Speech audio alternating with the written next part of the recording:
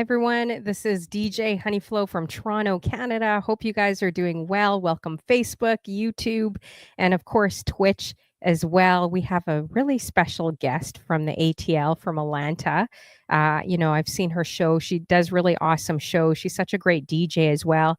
I always get excited when I have, some of the ladies on board too coming on my show. I get a little fangirlish, a little excited, overly excited too. So, but she really is an exceptional DJ as well. If I had half her skill, man, I'd be entering in DJ competitions. So I'm gonna have to talk to her about that too. I need to see more women. If I can't do it yet, I need to see other women doing it.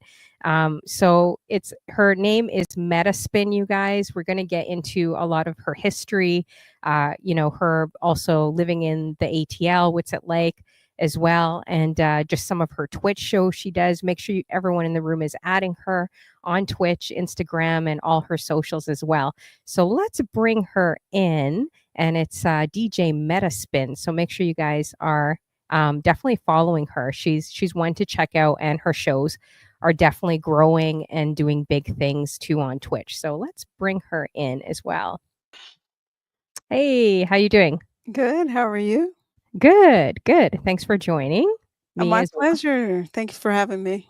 Yeah, for sure. So I was curious, are you originally from Atlanta or are you from I somewhere am. else? Oh, you I'm are? born and raised. So, no, I was born at what's now Emory Midtown, but it was Crawford Long Hospital in the 70s. And yeah, born and raised. Lived here Oh, my whole nice. life. Wow. So what could you say? I know I've been to Atlanta probably about 5 or 6 times.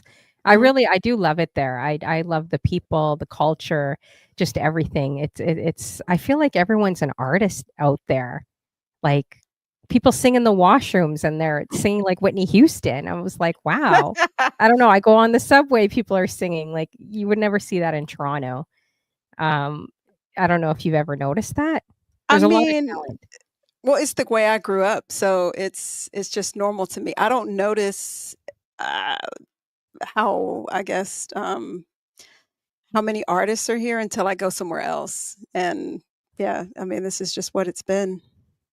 Yeah, that's true. What could you say about Atlanta, like say to someone that's listening from Europe or of course Canada, hasn't really been to Atlanta, doesn't really know what it's about. What could you say about your city that it kind of offers?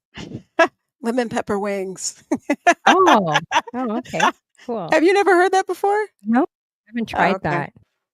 I've heard like the Um, fried chicken, like the waffles and Gladys Knight's restaurant, I think it was.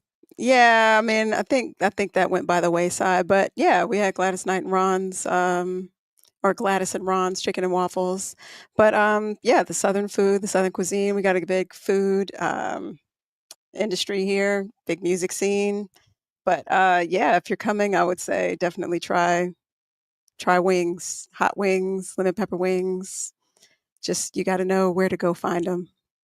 Nice. I'm definitely gonna that's one thing I have not tried. I definitely gotta try that when I head out there. Have you been to Canada or have you been to Toronto too? No, not yet. I haven't been to No. Canada yet. Oh, I man. got plans in 2025 to go.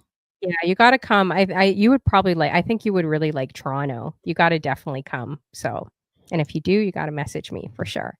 Oh, for sure. Um, yeah, we got Ebony ATL in the building, interviewed her a while ago. Hmm. Blade is Truth. I gotta get you on, girl. I haven't interviewed you yet. Or have I? No, I don't think I have. I don't know. I have a bit of a What's head up, cold. everybody? I don't think I've interviewed you yet. Blade is Truth. I gotta have you on if you're interested. We got this girl Xtina in the building. She says hi. Blade is Truth. Ebony ATL, and people coming in. Good to see all you guys too. If you guys got any questions for Metaspin, definitely drop it in the chat. And we got DJ HB in the building, and of course, welcome Facebook and YouTube as well. You could check the replays there on Twitch too. So kind of how was your start for music? Like how did you get into music too? And how old were you like around? Oof. Birth. I mean, so my dad is a musician, so he plays percussion. He's a percussionist. That just sounds so pretentious sometimes when I say that. So he plays drums. Um, but I mean, growing up, it was just um, it was part of the household. Like all these records that are behind me, these are the household records that we had growing up. They, every Saturday, I mean, like a lot of, I guess, traditional Black households in America, really, or especially in the South, Saturday mornings we would play music. So we would play music and we would clean up. And I have two sisters where we would all just like play music that we wanted to hear. So that meant operating the record player, cassette deck, CD player later on, or just playing the radio. So that was my start in music. Even at that age, I would always try to match. I didn't know what it was called, but I would always try to fade in and fade out and match the beats while I was doing it. So Okay, nice. So you were already doing that, and you probably did it on cassette tapes too, yeah, like because making the mixtapes? yeah, I did make a lot of yeah, I made a lot of mixtapes. They're actually dang, I should have brought them in here so I could have them, but, yeah, what I would try to do is just, like, play a record and then play a tape after it, so that way I could just, like, seamlessly blend them together because we only had Oh, one turntable, so exactly. Hey, we got Urban Knight in the building, guys. He does, I interviewed him a little while ago. He does novels, like mm, thriller type novels as well. Very, very interesting. So make sure you guys check him out, Urban Knight. We got Misunderstood in the building. Good to see you as well. Yeah, so thanks for coming through, you guys. So let's see. I'm trying to think. Do you know how many vinyls you actually have? I have no idea. Oh, you don't know? Yeah, it No. looks like a lot back there. I Wow. mean, yeah, I haven't counted. I actually have not even, gone through to really organize what I have, so it's not in any kind of real order. I just kinda throw them in here and put them on the shelves. I mean, I have an idea of what I have, but yeah, I haven't even organized them yet. I'm just so Wow. delinquent. So when you're playing, you just grab whatever and just try to match it? Like I don't really play them. I normally just play Serato. oh, So, okay. Okay, yeah. from that yeah, okay. Or I'll pick one out and just kinda play it while I'm, like, cleaning or whatever, but yeah, no. Wow. So when did you actually get, like, a set of turntables? Because it definitely looks like you've been doing this for a while. Like, I mean, I could be wrong, but it looks like you've definitely been doing this for a long time. So, I s well, so when I started DJing and when I got turntables is two different answers. So I'll say I started DJing in 2008. That's when I learned. Have a friend who used to work for a local radio station, Hot 97.5, the Atlanta Hot 97.5, and we met. We actually went out on a date, and it didn't work. It was clear quickly, but Ooh, a we date. remained Like a yeah. talking point. We remained friends, and we Yeah. remain friends to this day, and, he was the first person that when I told him that I wanted to learn, he actually said, "Okay, well, yeah, no, I'll teach you," 'cause, anybody who's, grown up, I'll say, 80s, maybe even further back, but 80s, 90s, especially when it was all vinyl, the gatekeeping on being a DJ has been ridiculous. So you tell someone you're interested and they're like, yeah, okay, whatever. And then they don't want to teach you. So I Mhm. guess it was like 2000, it was 2005 when I met him, but I think I worked up the nerve to finally say I want to learn in 2007 and I started learning in 2008. Took some lessons. He taught me on turntables and a mixer, and that's it. He was like, "I'm not gonna teach you, through the computer because you need to learn it right." So, he was a very well-established DJ at Club 112, which I hope you've heard of. That's what the Yeah, group is named I after. yeah, I went to Club 112 more than a few times back in the day. Is that So, right? yeah, that's where I was collecting in my black book a lot of numbers back. Hey, a lot of people don't believe it, but I used to have a bit of A game back in the day. Now my That friends doesn't surprise me. Really? Now my friends think it's downgraded to what, a D? I think this is a D, guys. They don't believe me. None of my friends in Toronto believe me. They're like, "Girl, you keep talking about this A game. We're not buying it."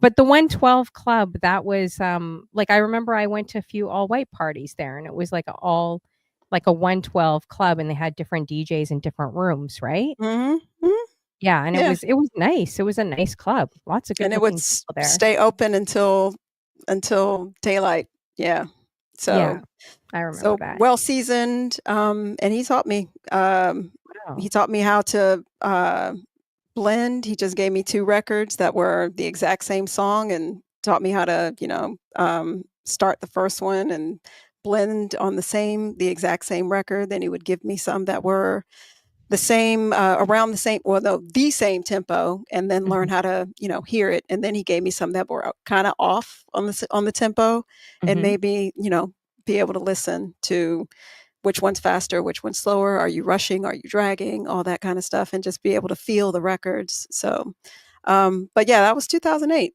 March of 2008, I believe. So Wow. didn't take long, because I'm also a musician. I also play the drums, Oh, cool. I and didn't know that. That's yeah. dope. So Wow, that's super got a dope. practice pad and sticks back here.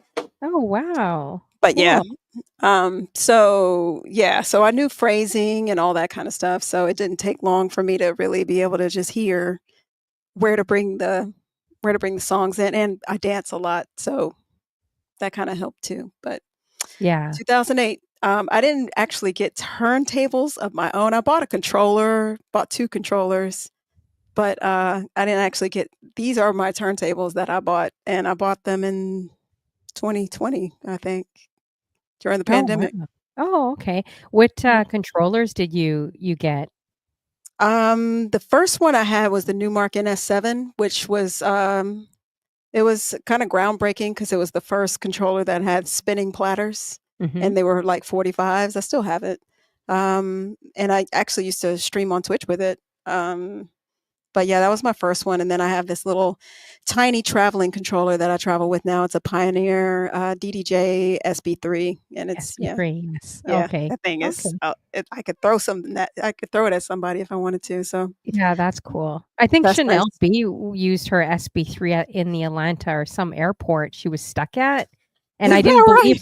I didn't believe her. I was like, "Are you guys messing with me? Like, is this a green screen?" Like, but people were actually going up to her, asking her where things were, and I still felt like people in the room were messing with me. I'm like, "There's no way she's at the airport doing this. There's no way." Like, if you tried doing that in Toronto, you would get kicked out. Like, you'd have, like, police officers on you like that. So I was just shocked that she just set up by luggage claim, and we should all try that. Like, if you travel, or we should just try something like spontaneous and fun. See different ways we can like sneak in our DJ gear and like kind of have like little mini fun competition, That Like could be interesting. yeah, like there's some guy, I don't know if you've seen this guy, he actually does it on the airplane.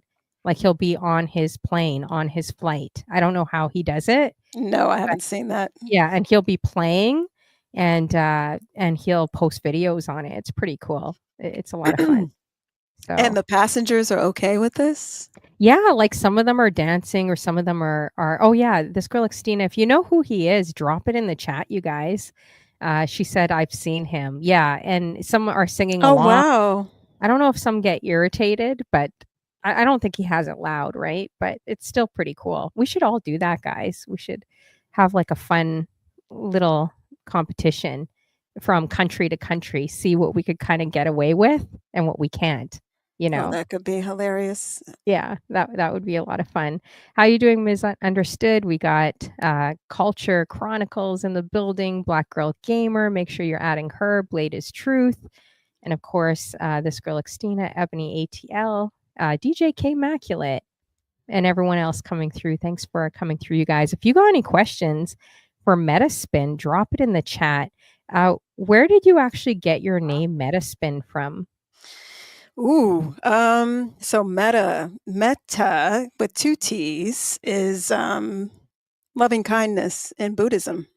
Oh, interesting. I was on a bit of a how would I say this? Kind of like I don't even know what you call it. It's escaping me right now, but just kind of a self-discovery journey and trying to figure out, kind of an existential type of deal. Who am I? What is my purpose? Why am I here? And all those kinds of things. And that led me down a rabbit hole of anything from like religion, philosophy, psychology, and all of those types of things. And one of the things that stood out to me was like the idea of the four immeasurables of Buddhism, which are metta, um, karuna, mudita, upekkha, and that translates to loving kindness, metta, compassion, empathetic joy or sympathetic joy, depending, and equanimity, which is like calm of the spirit, calm of the mind. And when I came across metta, it was me. I mean, it sounds uh, kind of arrogant maybe, but it just felt like this is what I wanted to put into the world was loving kindness and like really embody it and just be that in the world. So, um, the way I would know how to do it was through music at the time. Now I know other ways now, but um, spin was just spinning records. So spinning love and kindness. So that's where my name comes from, Mettaspin. Oh, wow. That's interesting. I had no idea. That's actually really interesting and really thought out as Yeah. well. Black Girl Gamer is calling you a sexy nerd. Do you consider Yeah. yourself a nerd? I don't consider you a nerd at all. Oh, I'm quite a nerd. She's too cool for school. Look at her, you guys. She's too cool for school. Look at her. Who's Well, I more mean, nerdy? so so Well, I so probably am compared let to me Meta. just say this. I went to a nerd school, and when I went to school, that's when I found out that there's no way that nerds look at all. Like nerds look like whatever. And even at the time, I still felt like I was more nerdy than not nerdy, I'll say that. So yeah, there's no look to what a nerd looks like. Nerds are cool. Really I think interesting. nerds are cool. No, yeah, nerds are cool. Yeah, they're definitely cool. You know what I find with nerds? I find the cool kids, like, at our age are kinda looking a little rougher, like the ones that got everyone back in the day, and they're the biggest Mm, players, and they're out there, and it's kinda interesting because now I see the nerds coming back, like, at our yeah. age, and they're looking good, and they're, looking young, and I don't know if you've noticed that, but I kinda hopefully no one's watching from my high school, but I've kinda noticed that a little bit, you know? I mean, yeah, on some level. Yeah, I can see that. I mean, yeah, it's a slow burn. So Yeah, Black it's Girl what it Gamer, is. like, I prefer them. Why do you prefer them, Black Girl Gamer? Let us know. We're nosy on the Honey Flow show. Oh, she says Kendrick's a nerd. Let's see. Oh, she Red kills Man. Blade is True says she kills it on words on the word stream, so she's definitely a cool nerd. Yeah, That's words on funny. stream. Oh, Black Girl Gamer, you think Redman's a nerd? I don't think he was ever nerdy. I don't know, that's interesting. Oh, Oh, she also he's says Prince and MJ were total nerds. mhm. Oh, interesting. She says most hip hop, artists are nerds. That's interesting. Ebony. What Ebony? See, why are we doing this, Ebony? Why, what's Ebony saying here? Nothing. Oh. Oh, I saw that. I saw that. I saw that right here. Anyways, going back to, I think you mentioned something about aisle 2 earlier, guys. I mean, we weren't really gonna go into it, but, I mean, Metaspin brought it up. I didn't bring What are it we up. what are But we talking about? you said something, so for all you guys that don't know, aisle 2 is like, looking for love if you're single Oh, or if you're in a relationship, it's restoring the I didn't love. say anything about That's aisle what I 2. I just Oh, said that you did say you I went on went a date. You I said you said went I on a went little on a date. date with my Yeah, mentor, yeah. 20 years ago, yeah. Yeah, exactly. So I'm just curious, going back to that, like what happened there? Just you said it just didn't work out. Was it not a So, great date? I'm I just mean, it even though it was just 20 years ago. oh, no, I remember it very clearly. So we Oh. went to, actually, I take that back because 'cause I'm like, "Did we go to dinner too?" I don't know. We met out, and we had been hanging out, with, like, mutual friends and stuff like that. There was, like, a happy hour spot that my friends would go to, his friends would go to, and after I think the first time I met him, I met him and his brother, and he just asked me out, and I don't Mm, remember I won't did it was it the next day? I think we went out the next day, we went to the movies. We definitely went to the movies, mhm. and I just knew, like, I Oh, mean, it yeah. doesn't take me long to know, like, this is not gonna work, just certain Mhm. things, and I didn't feel I didn't feel that. The So, chemistry, yeah. yeah, the chemistry. You Have you see? ever had any, like, disaster dates? Like, any dates where you're like, "Oh, man, I'd rather just, like, be at home, like, this is brutal?" Yes. Yeah. Yes. Yeah, but not with him. We went out on the one date, and I told Mhm. him that night, I was like, I don't think this is gonna work as, dating, but I do wanna still be cool and be friends." And he was like, "Okay, cool." And we never had any issue after that, and we're still famous friends to this day. I shoulda Mhm. told him about this, he would be able to chime in, but Uh-oh. he's a pretty bu he's a pretty busy guy. Oh, okay. Well, that's cool that you guys are still friends and everything. Yeah. Oh, yeah. How are you doing, Darnella? Good to see you as well. Ebony's eyes, she's looking. They definitely want to hear more, or maybe some more spice, I think. You wanna hear Just more about wait. the date or I about what? What did I don't know. I say? I don't I know what I don't said. I'm not sure. They're posting things in the comments. Oh, Okay, well that's interesting. Like, do you remember like a really good date at all? Now that we're in aisle 2. I miss the dates from the 90s. I don't know if it's just that we're getting older, but I just miss those organic, just, like, great conversation, it doesn't have to be anything big, but I definitely miss those dates. I don't know. I it's feel like it's weird. You're more asking me this intriguing. question, and it's like, the person that jumped out at me is so random as a good date, but this was also almost 20 years ago, but there was this guy that I went out with, um, I was actually dating him and a couple of other people, around the time that I met, my ex-husband, and he was such a nice guy. He was just a good guy. He was a really good guy, very just like, I don't know, just put together and just well-mannered, just a nice guy. And again, just didn't feel that like, I think if I had let it breathe for a while, it could have been something different, but I met my husband and I realized, I think after that date with this guy that I wanted to go home and tell, my friend that I was dating, the guy that I eventually married, um, about the date. And I was like, right. So I'll probably have more chemistry with this guy, which I did.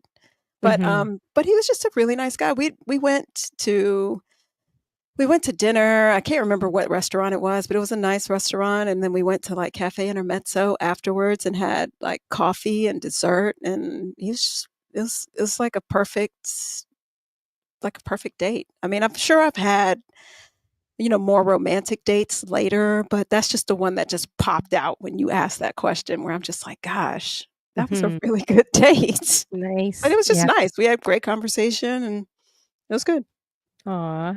Yeah, that's great, definitely good.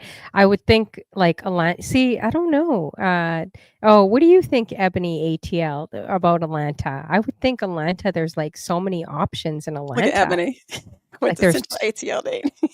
yeah, I don't know. Like, every time but then visiting and living are 2 different things. I always hear that, right?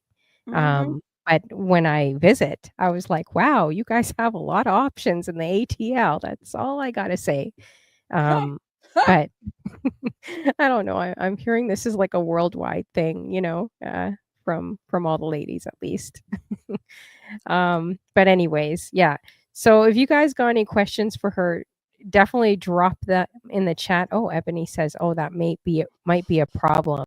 A lot of options. Yeah, there's a lot of good-looking people I find in the ATL for sure, you know. But Blade is laughing. Anyways, we're gonna switch this topic here because I feel like I'm gonna be going down a rabbit hole soon. So back to DJing. Like, do you have anyone that kind of inspired you growing up? I Mhm. know you mentioned your dad, or you know how he was a musician. Did he also play with any like big musicians too? No, he played in a jazz band, like, before college, but, yeah, life quickly turned for him because, once he got to college, he met my mom, and, I don't know if it was freshman year or sophomore year, but they my mom got pregnant, and they had a kid, so that kinda Hmm. went away, but, he always kept his skills up, and he would play. He always had sticks and all that, so definitely, yeah, he was my first, inspiration to play the drums, and then, let's see, um, musician-wise, of course, him, Sheila E., Oh yeah, for sure. um, Don Henley and Phil Collins. Nice. Those were Yeah. just, people like, I was an MTV kid, so growing up and watching them play and sing at the same time was just amazing to me, so I would practice. I didn't even have, uh, a set. I just had, sticks or whatever I was using as sticks, and just getting the coordination in my body to do it and try to sing Hotel California or Mhm. sing, you know, um, something slower by Genesis, something like that, but those were the main musician inspirations, and I mean, really, I wanted to play guitar, but I never really got good on guitar. As far as DJing, inspirations, of course, Spinderella, um, Jazzy Jeff, Mixmaster Mike, local DJ, but not DJ JC of Atlanta, like, and we're friendly now, which is still mind blowing to me because I'm like, God, he was just a god when I was in like early college, late high school, maybe. Mhm. And I just saw him and was, just having casual conversation with him on Sunday, and he's on Twitch. But Oh, um, nice. but yeah, I think those are my main DJ inspirations growing up. I mean, I had a cousin who DJ'd, and, one of my older sister's friends from high school was a DJ, and I used to just stand right by his turntable. Whenever I had the privilege, I would just stand next to him and just watch. So, Nice. Yeah. Have you like gone to any of their shows or met the others that you mentioned, like Spinderella or Jazzy Jeff or no. Mhm. No, I think there was a time when I would have been just like, "Oh my gosh, I have to meet them." Jazzy Jeff might still be somebody just because now that I've had oh, shit, Scratch Bastard, I forgot to say him, but whew, yeah, Yeah, that guy. he's ridiculously Um, good. yeah, and I mean, and I would used to watch his tutorials before the pandemic. This was like, I don't know, early 2010s when I would be watching Scratch Bastard's tutorials. So, yeah, that guy. Nice. Um But yeah, no, I mean, I wanna meet Scratch, I wanna meet Jazzy Jeff, Spinderella at this point, I mean, yeah, I mean, I wanna meet all of them, but I think largely from a I wanna watch what you do standpoint, not a, "Oh my god, it's a celebrity" standpoint. So I've kind Mhm. of evolved from the, "Oh my god, I get to shake your hand," to more so like, "Okay, teach me everything you know, please," type of deal. Yeah.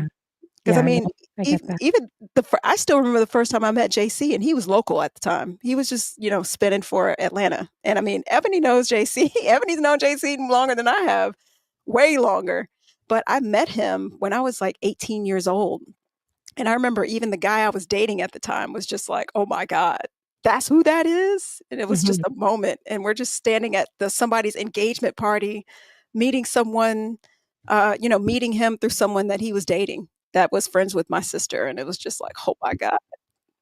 Oh, wow. Yeah. Yeah, that's crazy. Do you so Darnella has a question. She says, "What type of music, just makes you really happy?" Um, Love songs. I mean, I don't know that it matters what the genre is, but I think love songs, uh, yeah, it really doesn't matter the genre. Anything else, if I had to pick a genre, I'd probably say, um, probably R&B, neo soul, or R&B soul. Um, Happy. I'm like, those are the things that make me feel something, and I guess that makes me when I feel like I'm feeling something deep, then that makes me happy, whether it's something good or something, sad. But I think that's I think that's my answer. Everything else is just kinda like it depends on the song, it depends on the artist, but for the most part, I would say just anything that's about love.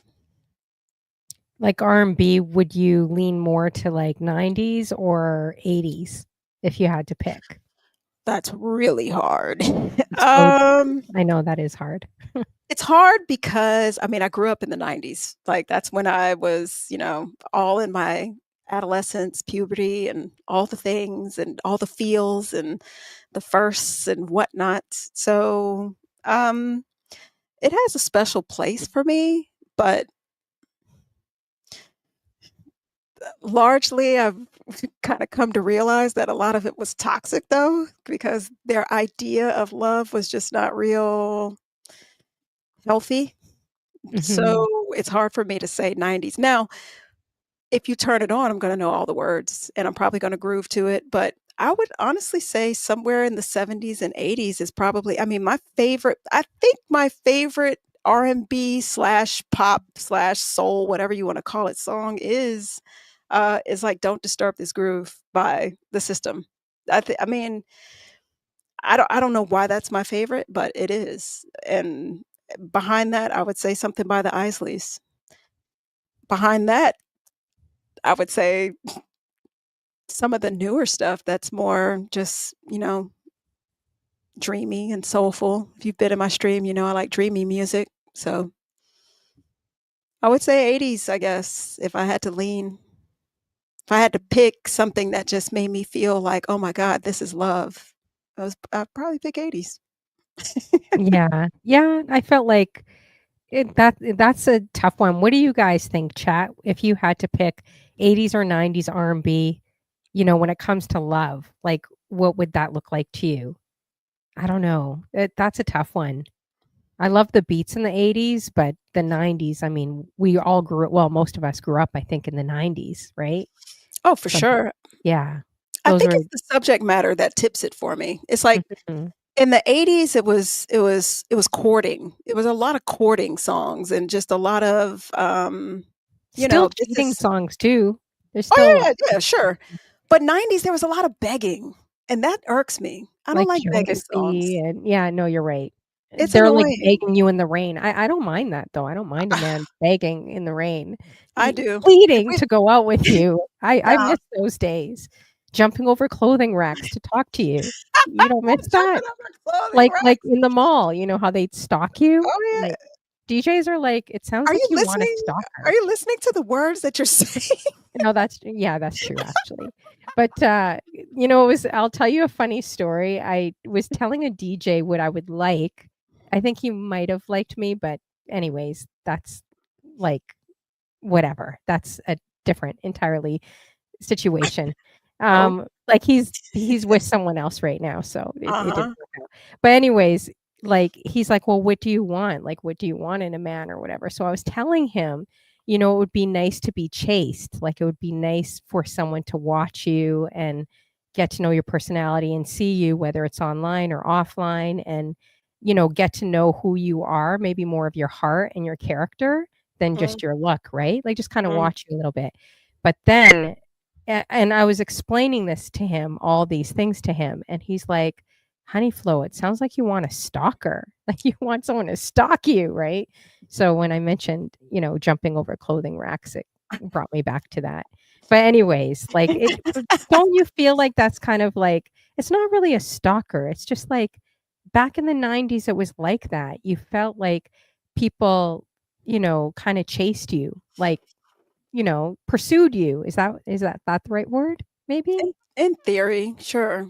I mean, I think in the 90s, it was also about begging to get back in after you had screwed something up, and that's the part that is Yeah. just, like, unacceptable for me. It's like, it's only a couple of times that I can do that, and really now I think it's my tolerance for that is, like, through the floor. Um, so I that's why it's hard for me to listen to some of those songs. Now, when someone's just talking about their feelings and how something felt to them and, they're able to describe it in a way that just, like, I can relate to or, it just resonates, on the whole, that's what I like. But when it's really just, songs about people saying, "Please come back," or, um trying to convince someone to do something that they might not wanna do yet, those Hmm, kinds of songs, and that's a true. lot of the '90s. That's a lot of the '90s, and I'm like, "No. Nope." Yeah, maybe you're yeah, maybe you could be right. I don't know. When I think of 90s, I think of, like, the movies, like, I don't know if it came out in the 90s, like Jason's Lyric and, Oh, you yeah. like, some of those really, really good, like, movies, about love. I don't know. Hmm. But I just feel like we're in such a Now that digital yeah, I day and agree. age where it's like swipe, swipe, swipe, and you're Oh, yeah. always thinking that there's someone better because you're constantly swiping, but it Mm, becomes like where people become addicted, right? Kinda like social media. So, I just yeah. miss the times before, I think, social media a little bit. So, Oh, no, I agree with that. mm, Now if we're talking about full-on dating scene and what that's like, I largely don't date. I I don't I don't really have the bandwidth to date traditionally right now. So, I'm not even out there like that. I'm on, Bumble, mhm. and it's fascinating. Like, I'll go and look at things sometimes, and I'm just like, I'll read a profile, but there's nothing that just does anything. There are a couple of people that, at some point I contacted where I was like, "Oh, this could be cool," but then when I really thought about the logistics of it, I was like, "Yeah, I'm good." Yeah. Would you ever date another DJ or no? Or do you think it would be more drama Yes. and competition Yes. kinda thing? No, no, I'm not a I'm a, I am a recovering competitive person. I don't largely don't compete. I'm a collaborative person. Um, Okay. but I would gladly date another DJ. I think that Interesting. I would gladly date another DJ mainly because there's some understanding there of what it's like, and there's just I mean, and, I would open it up to even just another musician Mhm. where, for example, I was just talking to my sister about my nephew, who is a musician, composer, and he's dating a musician, singer. And they get along famously because they get it. They understand that the other one has to work on their art and they know what the process is like. They don't insert left brain thinking into right brain behavior where it's like, I don't have time for this right now. I'm trying to create art. And it sounds pretentious as hell when you say that Mhm. to somebody that doesn't get it, where it's like, I don't have time for this. I have to create art. Like I can't be in this space with you. So yeah, I would Oh, gladly another date. creative. Yeah, I kinda wondered Yeah, that too. I think gladly. I think it could work because, like, I notice a lot of relationships not working online, at least the DJs I know, they're always kind of fighting with their spouses or their partners because their Mm. partner doesn't get Twitch or doesn't understand streaming, and the other one's, like, fully absorbed in it, right? So I Oh see yeah. kind of a lot of problems happening, but then I kinda wonder, would it get kinda competitive, you know? Not on Um my end. I mean, I've dated people who have quietly competed with me. Mhm. And, I was married to one too, if I'm being Mm, for real, for real. And that's annoying. I tend to I I don't know. I won't even say I like to think. I my observation, which is limited in scope, I'll admit, is that I tend to bring that out in people, that they just want to compete with me for whatever reason, or I pick people who are competitive, and it's annoying. I cannot Mhm. stand it. I do Mhm. not like competition in relationships. For sure. Yeah, definitely. But yeah, I think what do you guys think? You guys think it can work or it can't work? I don't know. I've never dated another DJ, so I have no idea. But hey, you can probably add some more gear to your list and some vinyls if you do date them, you know. That might be an added advantage. I already said that to DJ Yeah, Tom Tom. well, I said I'd let marry me him because 'cause he's got his controller, like, I can't now, he's with someone, but I said I would marry a DJ for that. I mean, it's good until you break up. I mean, the reason that I have all this vinyl behind me is because my parents got divorced, and, Oh, shoot. Yeah. initially, my dad oh, it's all good. This was 20 something years ago when that happened, and really, it should have been earlier than that. Mhm. But yeah, they were at my dad's house for the longest, but they gave them to me to Oh, wow. hold, so, But it yeah. may not work because have you heard DJ Neek 10's story when I interviewed her with No, her what happened? ex-girlfriend? I don't know, I can't remember if she, like, burned, like, Yeah, see? thousands or destroyed thousands of her CDs. That's Yeah, no. crazy, Yeah, you know? that's a reason to not collaborate and to, no, not combine your collections, absolutely not. Yeah, But, exactly. you don't get into a relationship with someone real thinking that they're necessarily gonna do something crazy like Yeah, that. do that. Love can make you do some crazy things, guys, Is that's for is it sure. is it love, though? I don't Is it no, no, love no, that that makes you isn't do love. those things? No, It's that like isn't love. obsession and Yeah. It I it's not love. attachment. Yeah, love that's not healthy love. I'll say the Mm, heart maybe can make you do some crazy things, like, if yeah, I can see that. the heart can be yeah, it sounds like obsession. Yeah, I agree with you. This girl, Xtina, her story was, crazy, Yeah. but for Yeah, that's yeah. But I'm glad that she's, streaming and, building all her collection back and that she's such a great person too. So, I'm glad that that's happened, you know? oh, for Um, sure.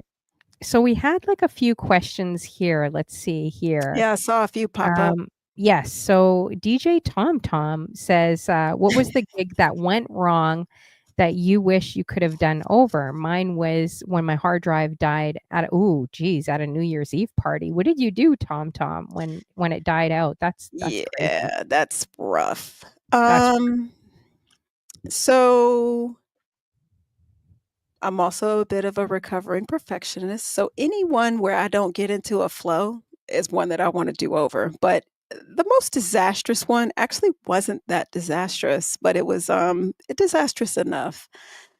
I was DJing at a club and my computer just couldn't handle the controller, and it just kept crapping out on me, oh, and, of course, shoot. whenever that happens IRL, on Twitch, you're used to people looking at you the whole time, and they're watching you, and they're talking to them, but, if everybody turns and looks around at you at a club, either you just played something amazing or you really just fucked something up. Mhm. So, yeah, that happened a few times in the night Oh, before man. before, Quasi, who some of y'all might know, who used to be on here. Quasi gave me his laptop.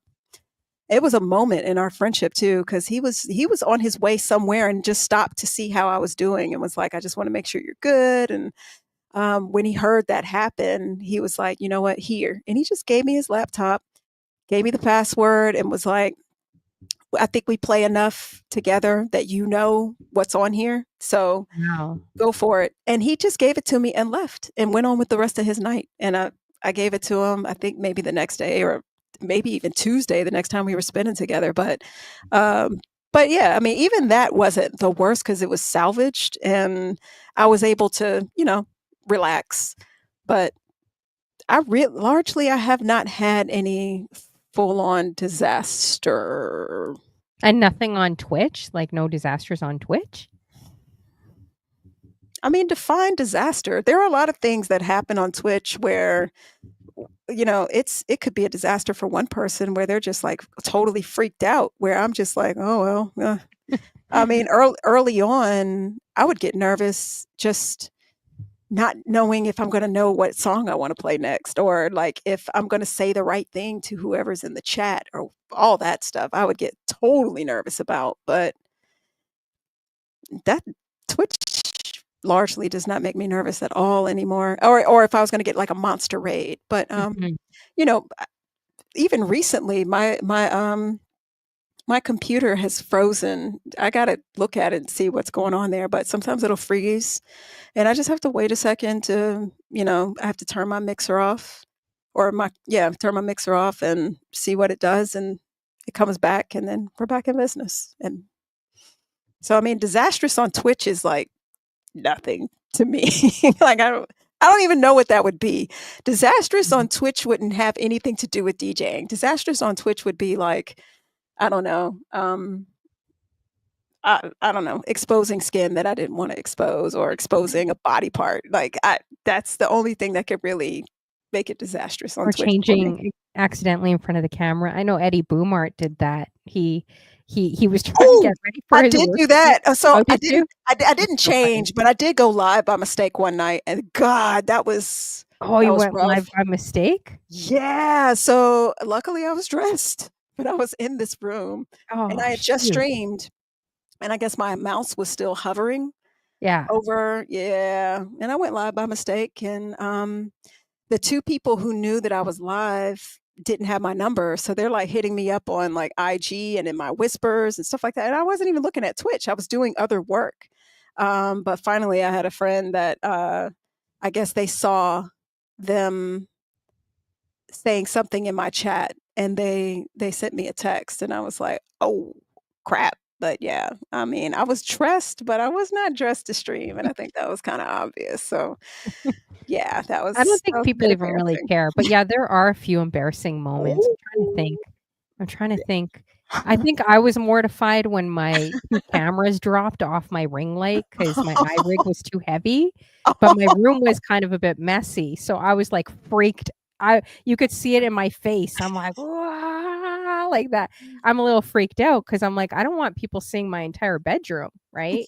So, like, I don't know, like, I just don't. Like, they could see parts of my place, but not my entire bedroom. No, that's Um real, I feel so that. I was freaked out, and then I think another time when I had my mom on my talk show, she this was the first time she's ever been on video camera. Like, my mom doesn't even know how to text, she doesn't know nothing about technology, right?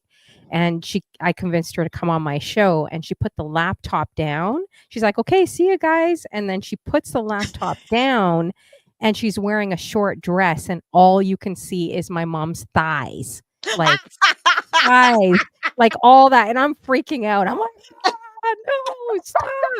'Cause, I mean, you're pretty much gonna see everything if her Oh legs my god. bend a little bit, so I was like I may put it as a blooper, I don't know, but I was freaking out, and she was just laughing like, "Oh, guys, see ya," but she didn't know, right? Like, she Right. didn't know She that when didn't you know. close the laptop like that, and she was disappointed. She was mad at me that night because she literally thought I was gonna bring this old guy on. She got all dressed up because she thought I was trying to set them up. Like, this is where I get it from, guys, this aisle too.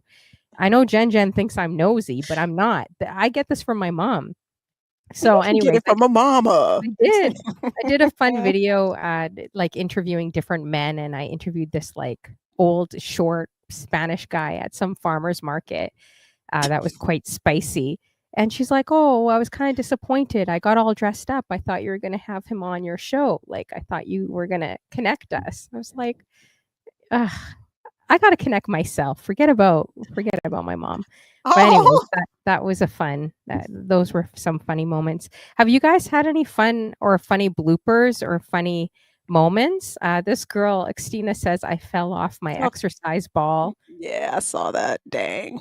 I Dang. Oh, that's hilarious. Like, can you put that as a blooper, this girl, Xtina, if you still have the footage? Um, I'll match it with blue ball story. Let's see here. We won't get it. It's a long Wait, story. whoa, whoa, Send whoa, it whoa, to whoa. you another time. A what story?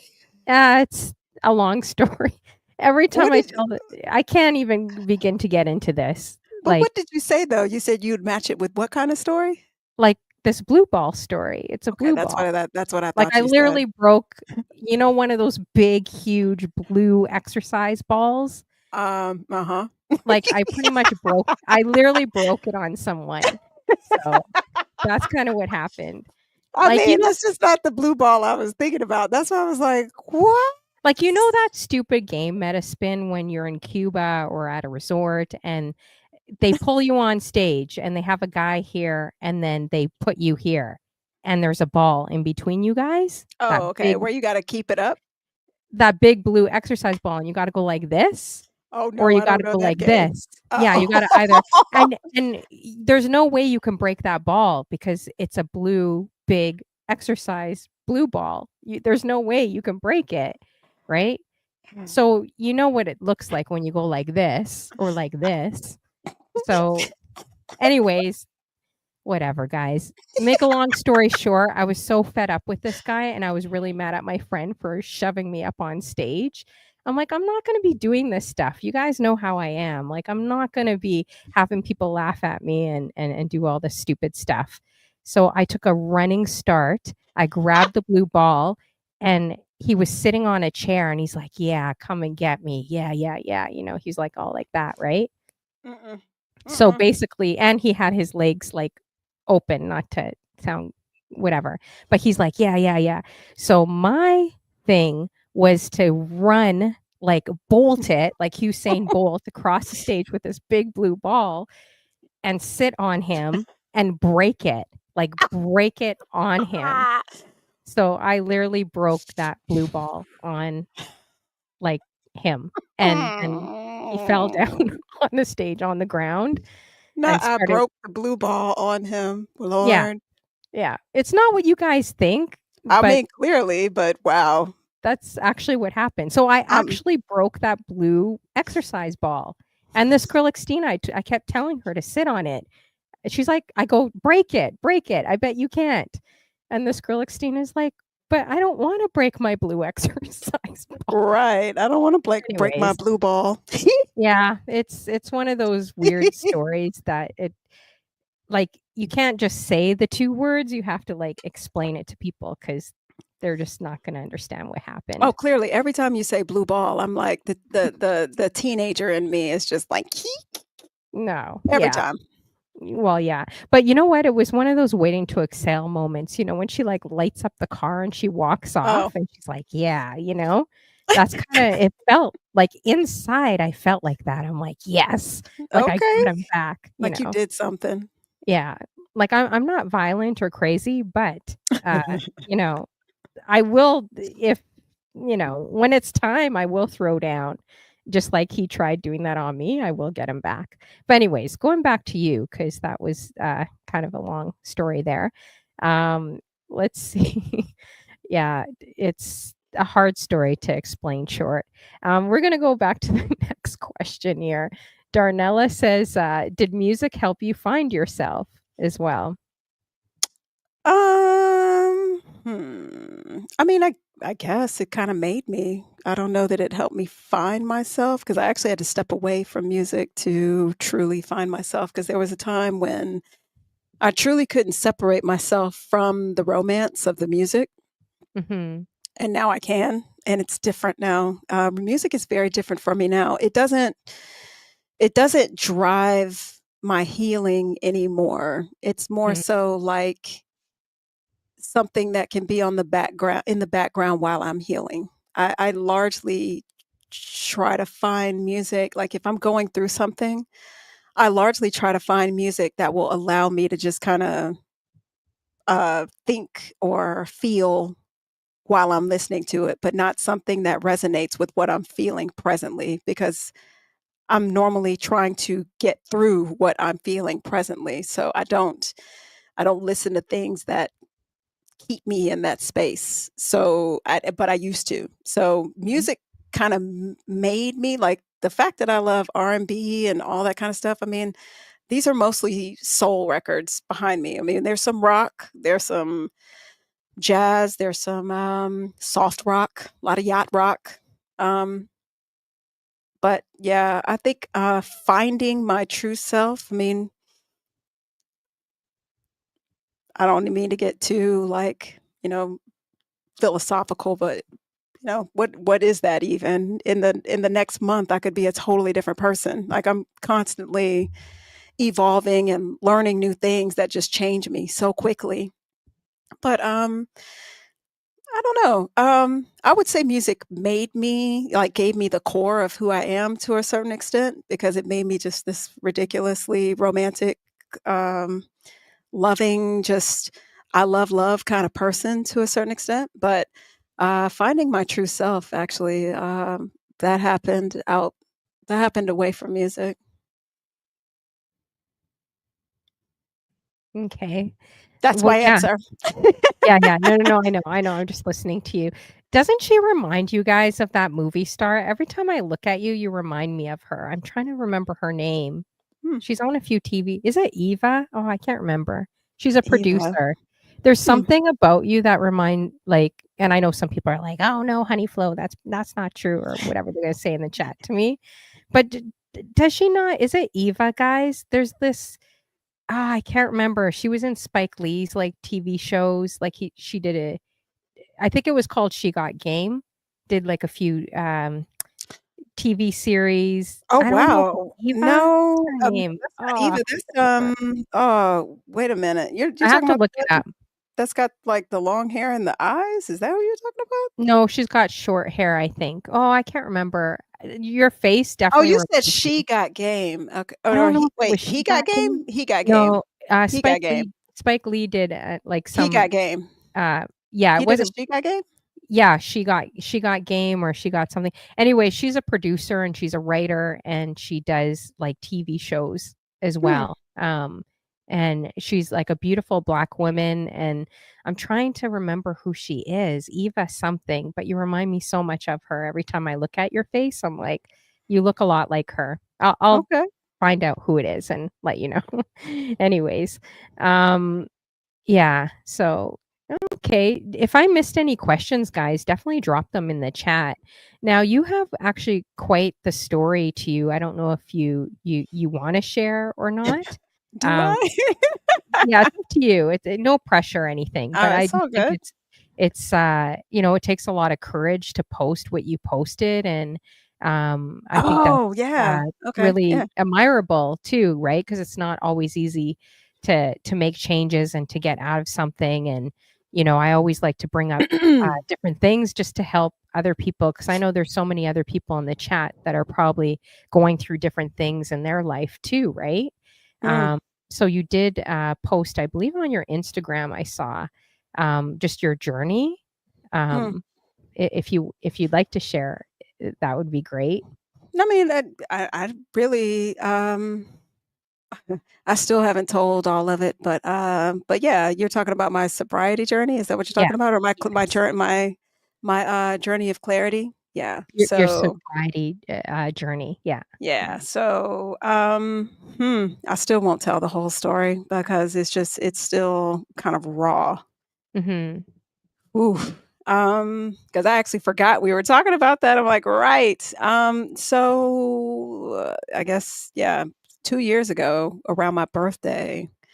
Um, so my birthday is normally just like that's my new year. So on my birthday, I evaluate, what have I done? What am I doing right now? What do I want to do? Just all the things that people normally talk about more around like New Year's resolutions and stuff like that, or New Year's the calendar New Year. Um, and one year I was just in this really just dark place, like I just knew, I was sad. I'd gone through this breakup that wasn't even really a breakup because were we ever even together type of situationship thing. And, I had gotten divorced. Um, I mean, there were a lot of things that were going on. It's just a lot of question marks and just a lot of how did I get here kind of things happening. And I was a big drinker. If you were in my streams during the pandemic, then I had, the makings of some sort of bourbon drink behind me at all times for the most part, and I would pour it right on stream and just, drink somewhat casually, but if you're on for 4 or 5 hours, you're drinking a few drinks. So it's like I was pouring quite a lot, but, um, that particular birthday, it was 2002, I just realized how sad I was and how depressed I was, and I just knew I needed to go through something, and I knew that I wouldn't go through it if I just drank and numbed myself through it. So I was like, and I was realizing, God, I had gone through a bottle of bourbon in, like, a day. Like, Wow. it was, yeah, and, I mean, I was totally by myself. Nobody was sharing this with me, none of that. And, I mean, I was on this cycle of, you know, getting my kids in the bed. I didn't have them that day, but getting my kids in the bed, drinking, and then waking up, you know, passing out basically, and then waking up, drinking coffee and taking Advil, like, every morning. That's what I would do, and then every day would be lived, like, kind of resentfully, like, "Okay, when can my kids get in the bed?" And it's like, "Wow, how did I get here?" So, Mhm. once I started really going into my, "What do I wanna do for the rest of my days? Is this how I really wanna live?" Then I decided I didn't want to, and I found myself for the first time in life pouring whiskey down the drain. It was Wow. Amazing. my birthday is September 6th, and, I think it was the night of September 7th, I was pouring whiskey down the drain. 'Cause I was like, "I just don't wanna do this." So I poured everything out, and the 8th, I, sobered up all day, and so I count the 9th as my first day of sobriety, and I just never looked back. I mean, I don't even want to. I've gotten so clear, um, on just who I am, and I mean, I took a long break from Twitch because of that, or, just, like, to get clear.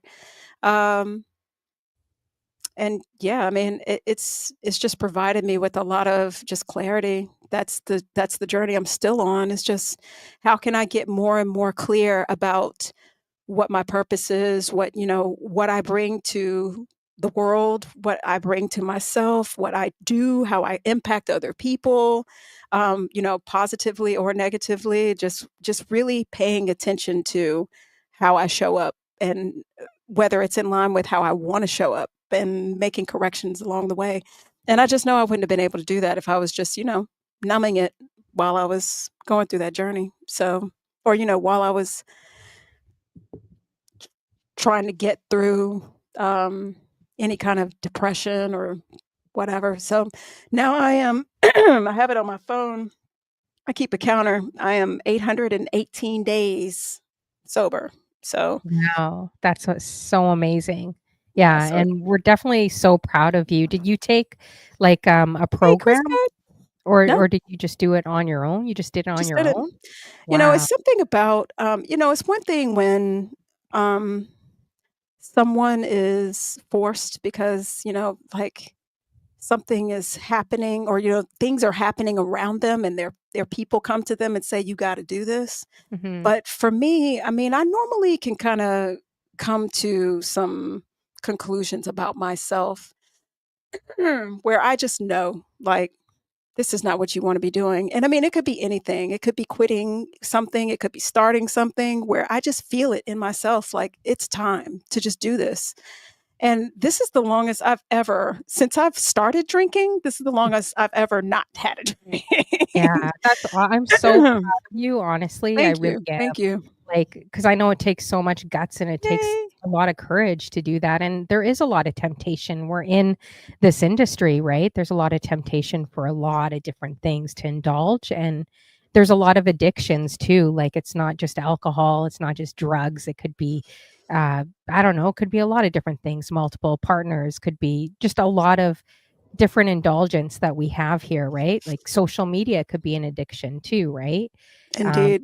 they say that it lights up your brain the same way it does with cocaine, Mm. like the amount of likes or what is it, the endorphins or whatever? Yeah, Uh, dopamine. It's a yeah, pleasure hit. Exactly. So that's not always healthy too, and you see streamers like, even on like 10 hours a day, or I was on for a long time too, and it could be very addictive, right? But it Mhm.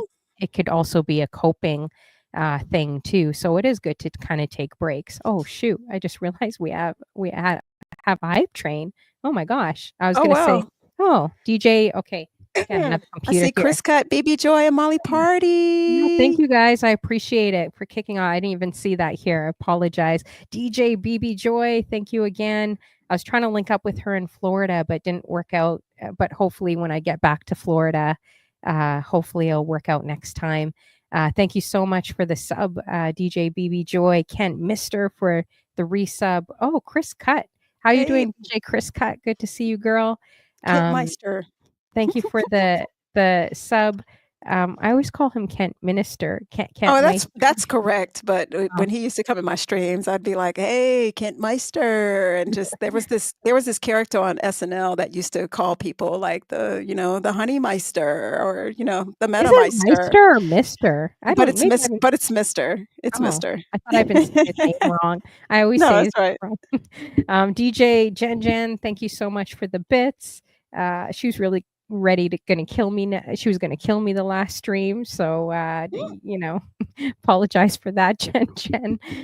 Anyways, this girl Xtina, thank you for the bits too. Appreciate you. And level 2 for the hype train. Thank you guys. Appreciate you. Much love. Yeah, I think it's really important. I'm glad you really shared that story. Like sometimes it really bothers me when I'm online, and not to sound like a mother hen, but like I hate like I don't like people encouraging when they're just like drink, drink, shot, shot, shot, because I've seen some women pass out on the stream, and like I don't know, it just hurts my heart because I feel like, if the chat or if people actually were really concerned, and I know there was a few crazy incidences, I won't say which streamers they were, but they totally passed out and people were just laughing and kind of making fun of them while they're on the couch totally unconscious. Like that, to me, that's not funny. Like that's not cool when people are like they keep trying to push you to your limit, but I feel like they don't really care about you. It's like they care to see what happens to you. You know what I mean? When you're on camera. So that to me, I don't know, that those things bother me a lot, you know? No, I mean, I agree to well, I agree. I don't like, it depends on why someone does what they do. Mm, I largely don't, if I can tell that somebody is sad and they're numbing and that's why they're doing what they're doing, yeah, then for I do sure. get concerned about them. But I think largely just in society, we've become so unserious about a lot of things that I personally think, are serious, and health is one of them. But I mean, to a certain extent, our culture is built around drinking. So, I don't fault people for drinking to excess. It's just, are you able to, live your life? Are you doing it because you're sad, or are you doing it because, this is something that you do to blow off steam or whatever? But if you know your purpose in doing it, I think that that's the the most important part of it. Yeah, for sure.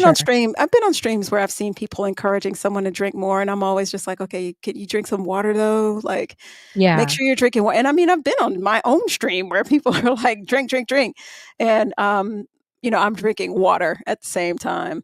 Um, I would but just put water in those shots then if you're gonna encourage just put people it to in the drink bottle. that. I would just put the water in the bottle and just pretend for me, like, I don't know, like, yeah, and I don't judge or fault anyone that does, like, any of those things. Everyone's got their own reasons. It's Yeah. just I'm just seeing a lot of bad destruction come Mm. from, like, different friendships and different things that, like, where friends have been addicted, like, too much to alcohol or to coke or to some crazy things growing up, right? So Yeah, for yeah. me, it's like I'm like, man, I feel like a true friend is gonna you may not like what they wanna say or what they're saying to you, but a true friend's gonna really have your back and be like, "Hey, maybe this isn't the greatest for you. They're not gonna keep egging you on and just being like until you're unconscious, you know? Um, Yeah, no, and I I did agree with see it that. in one girl's stream, and I didn't like it. I'm like, I left. I was like, "Wow," like, the to me, it just wasn't cool, and her camera, I think, was on, I don't know if it was 24 hours. It was on a long time, Mm, like a very, very long time, and she's totally unconscious, DJ Chris Cut says, currently halfway through a detox. yeah, I Good saw for that. you, Chris Good for Cut. you, for Yeah, sure. That's why I put the totally hearts in the chat. yeah, put some hearts in the chat for Chris Cut. I know she could hold it down too. She could definitely hold it down, I think more than a dude when it comes to drinks. And the crazy thing with Chris Cut is she could still have a very philosophical, logical conversation. Like, she could Mm. really talk to you even if she's Oh, had, so like, 50 drinks. I'm like, "Wow, how does she do we were this?" talking about whether or not I'm a nerd. So this I'm gonna tell you the people that I went to school with and what they do even now in our 40s. There I know somebody who like he if he doesn't really drink a lot, but if he's drunk, like he'll do calculus Mhm. while he's drunk. So Calculus, really? calculus, yeah. So Wow. that's why I'm like, yeah. It doesn't take away your smarts or, who you are. If anything, it takes down the inhibitions of, what you really wanna talk about no matter what anybody else is doing. Mhm, I think it's important to say, like, my dad is a recovering alcoholic, and mhm, he is, 22, 23 years sober, something like that, mhm. Wow. and when he realized that he had an issue, it kinda made me even back then, made me look at myself, like, and kinda noticed my addictive habits. Mhm, So I have, it's not an official diagnosis or anything. I really think they're trying to get you to not say this, but I have a bit of an addictive personality. Like, I can take to something and just, like, get on it and want it all the time, all the time, all the time. So it's been something that I've been conscious of for 20 years now, where I'm just paid attention to the things that, I attach myself to, and now I largely practice detachment from everything to the point mhm. where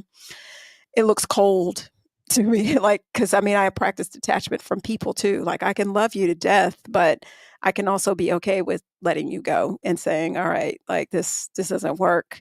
I love you, but I'm gonna have to love you from, this far back." But I've been addicted to things like tea, uh, Mhm. coffee, chocolate. I had to stop eating chocolate for, like, 2 years because I caught who I was when I didn't have chocolate. I was an Mhm. awful person if I didn't have chocolate. Mhm. So, Food? Yeah, it could be anything, right? yeah, it really could be anything, but, Mm. I mean, one thing that I've noticed about getting sober is that I don't really have any vices now. Like, I don't have that comfort mechanism to just make me feel good, so to speak. I don't have the dopamine hit, really. Does it May feel weird then? Because it's like you're kinda rediscovering yourself, you don't have that? Like Kanye West, and I think I saw an interview with him, and he talked about the roots of alcohol and the roots of it was actually quite interesting. If you guys get a chance, Google it. But, does it feel a bit weird? Because it's like people will fill themselves with different things, maybe social media, maybe hitting the gym and working out, or I don't know, like dating, whatever it is, Mhm. right? So does it feel kind of like, "Oh, like, now if I'm not streaming or if I'm not having a drink or if I'm not doing this, like, kinda like, what am I doing with myself?" Like, I know I felt like that before with different things, like, when you let things go and then you're just like, "Oh, what am I doing with myself?" You know? I'm used to it now, and I Mhm, mean, I think I was kinda used to it to a certain extent even then before I stopped drinking. I like being by myself. I like mhm. solitude. It allows me to know that whatever I'm doing is mine. Like, the thoughts that I have, I get to pick my influences. Just a quick example, like, as a Gen Xer growing up, live TV, uh, every time I walked in the house, I would turn the TV on just to have background noise immediately. And I mean, I started noticing probably like 10 10 plus years ago that whenever I would turn the TV on, if I was turning it on with purpose to watch something, whatever showed up on the screen would distract me. And Hmm. I would end up watching whatever was on the screen and think, okay, why did I come to the TV in the first place? And it just kind of gave me this clue like everything is a distraction at this point if it's not coming from within me. Mhm. So I limit all my distractions. So I only notice it if I'm feeling down. If I'm just like, oh, like I'm feeling sad and there are no TV shows that I just binge anymore because I used to have like go-tos. I used to like binge Dawson's Creek whenever I felt like it Aw, or, that's you cute. know, something like that. But now I don't have those because they don't do anything. There's Aw, you really no are an undercover nerd. You like Dawson's Creek. oh my god, yes. I'm I'm not even joking. I don't think I'm undercover, honestly. You But don't even yeah. look like a nerd. You don't even when you say nerd, I can't even see that. I feel like you're so much more cooler than I am. Like, You can be you know cool and be a nerd. I went to Georgia Tech. So I'm like, that is called the nerd school here. Everybody's like, oh, that's the nerds. UGA is the cool school and we're Oh, the really? nerds. Oh, Really? Were oh you what would you consider would you consider yourself more introverted or extroverted or kind of in the middle? yeah. I'm more introverted. I can flex as extroverted because I'm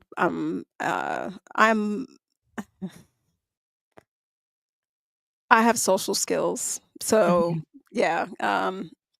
But it's still draining.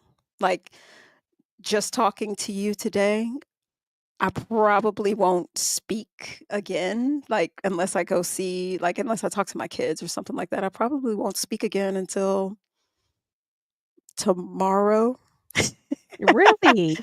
Yeah, I mean, like, Hmm, I'll send interesting. voice notes to people now, but before I was sending voice notes, that's new. Before I was sending voice notes to people, oh my god, I wouldn't talk at all, Mhm. unless somebody called me. If my sisters called me, if my mom, my dad, one of my friends or something like that.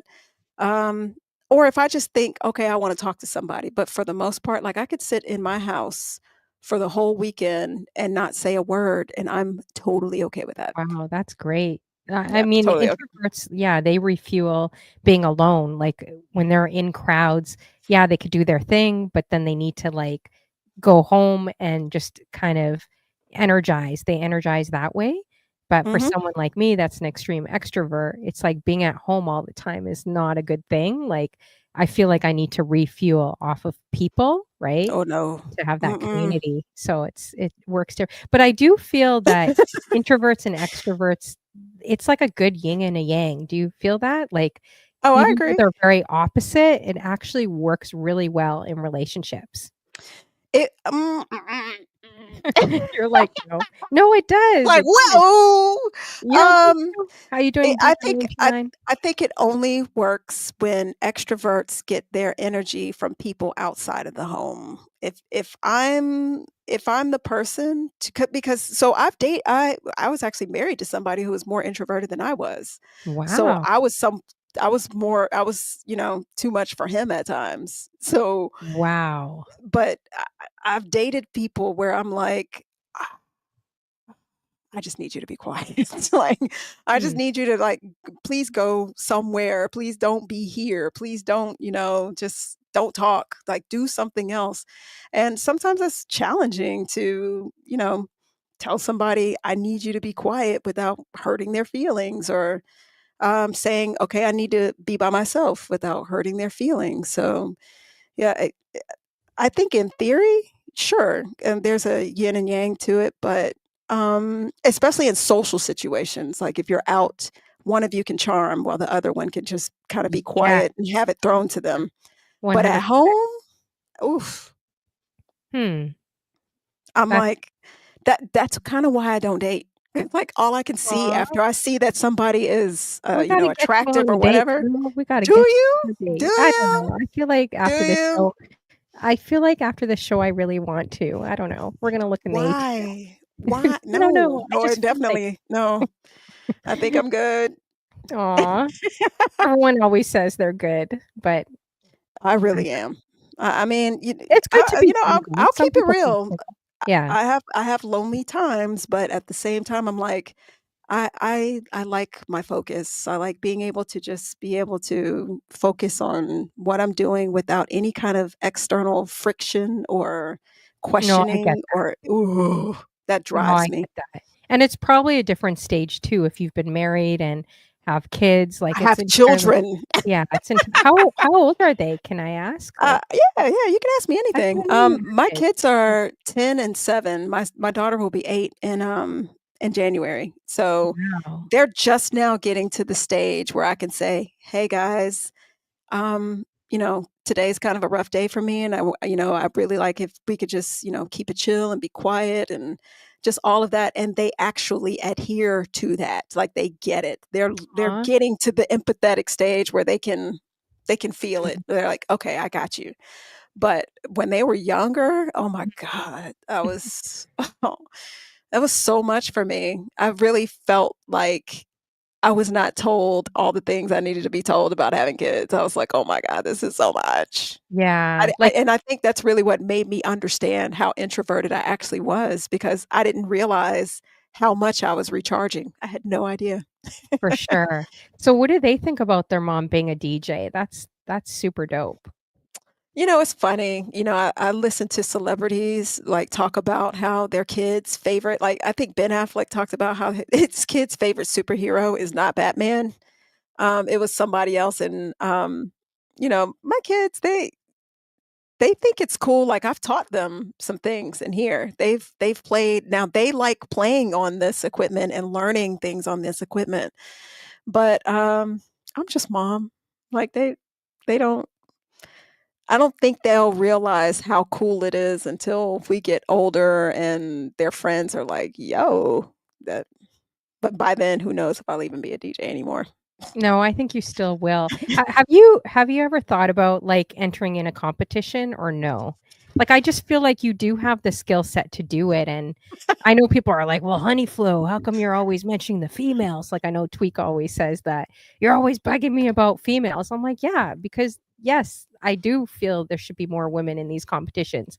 And then he's like, "Well, what about you?" And I'm like, "Well, yes, I'll admit that I'm not gonna say I suck, but I'm not gonna say that I'm good to enter in a Suck. competition, and I already know that. Everyone knows that.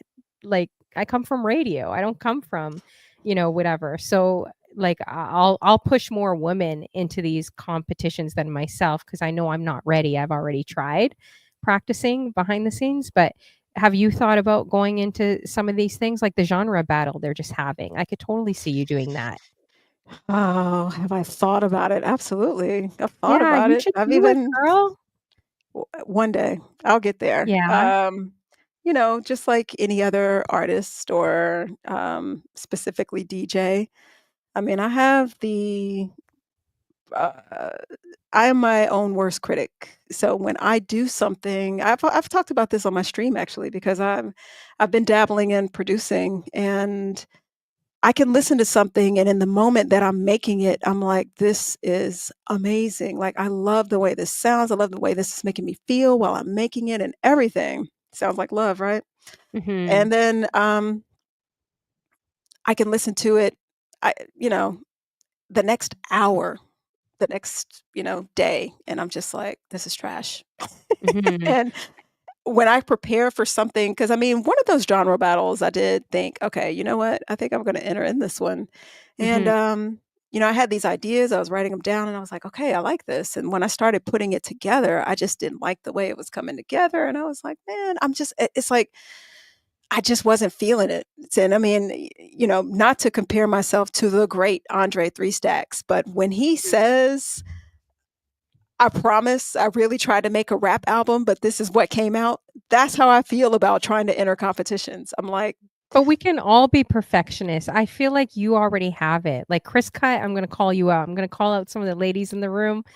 Not in a bad way, because 'cause I'm just saying the reason why I can't do it because 'cause I've already tried practicing, and it's horrendous. I can't do it. Like, everyone knows that. So, why am I gonna look like a fool trying to jump in? But Chris Cut, you have the factor. You already have it, girl. So I would love to see you Mettaspin, like some of you guys just jumping on board and surprising like these 100 or 200 men in the room. Like like Diva 929, she's got Oh, so man, much Diva's been courage. killing it. Yeah, she's Yeah. got so much courage. She just started. Literally so proud of her. Like just jumping in and just doing it. Her confidence level, I think, is awesome. Something we could definitely learn from. But I would like to see some of you women in it.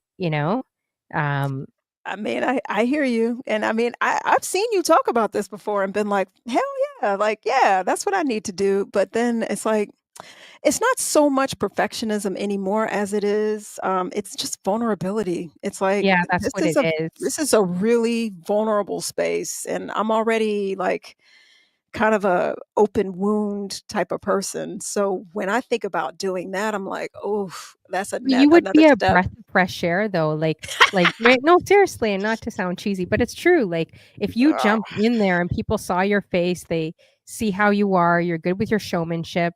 A lot of these guys don't really know how to do too much showmanship, you know? Like, I'm not gonna say a lot of them, I shouldn't say that, some of them, right? And because we all got work to do, right? But True, I don't true. know, I think you would really stand out if you did it, and Ebony ATL, is she still in the room? Come on, girl. Uh-huh.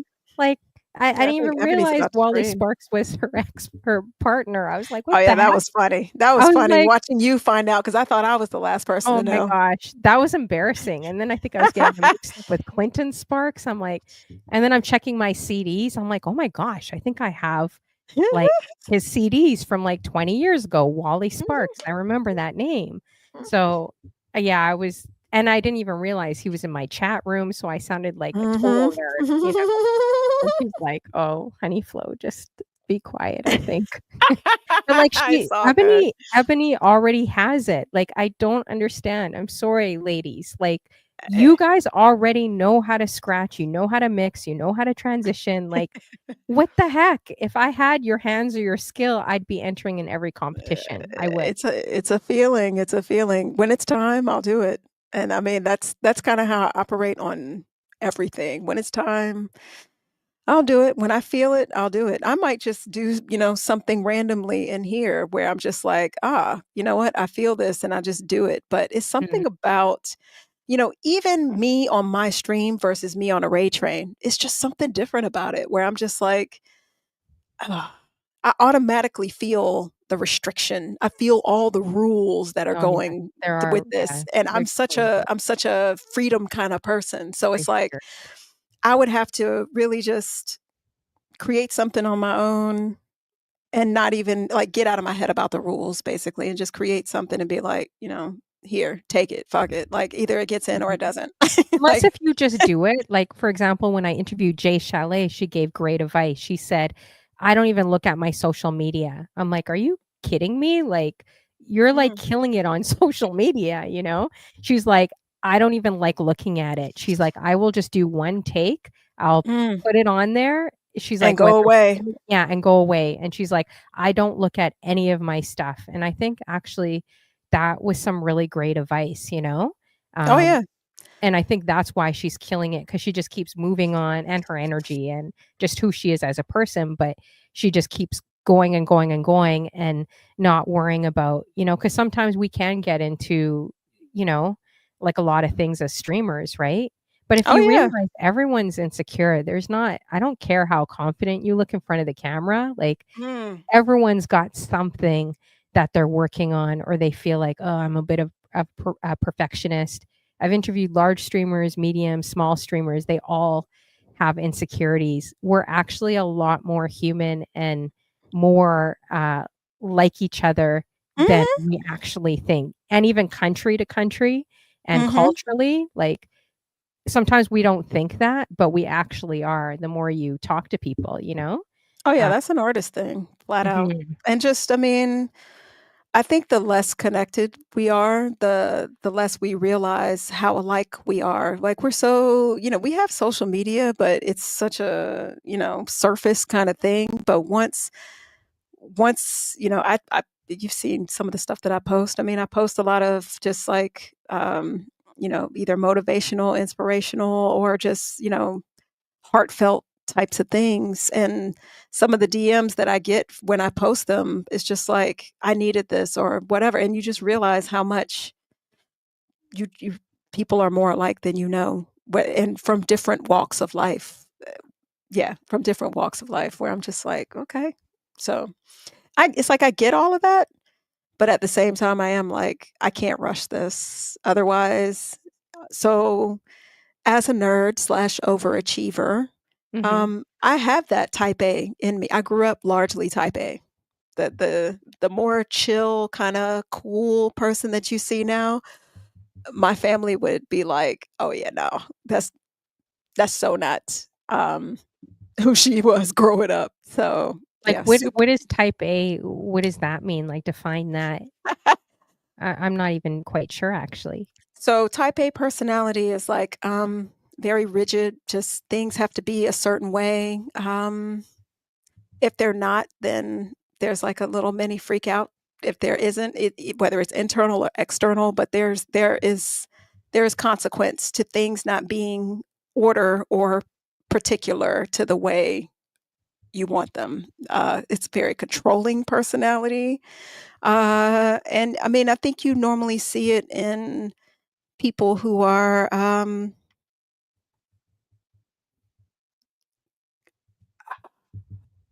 I guess I wouldn't even I think it's starting to get more broad now, but just like executives, people who are just like, "This is the way I want this, and don't deviate." You hear Yeah, about it for sometimes sure. with directors on set where they're like, or screenplay writers where they're just like, "This is the screenplay, like, this is Or women what that I are, like, wrote." CEOs at the top, top, top.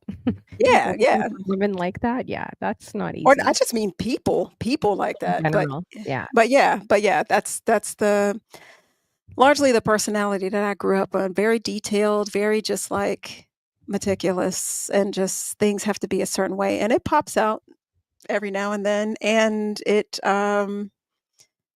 I'm stressed, like, super stressed or just, uh, compromised in any kind of way, and yeah, it'll come, like, my reaction to it will come out too.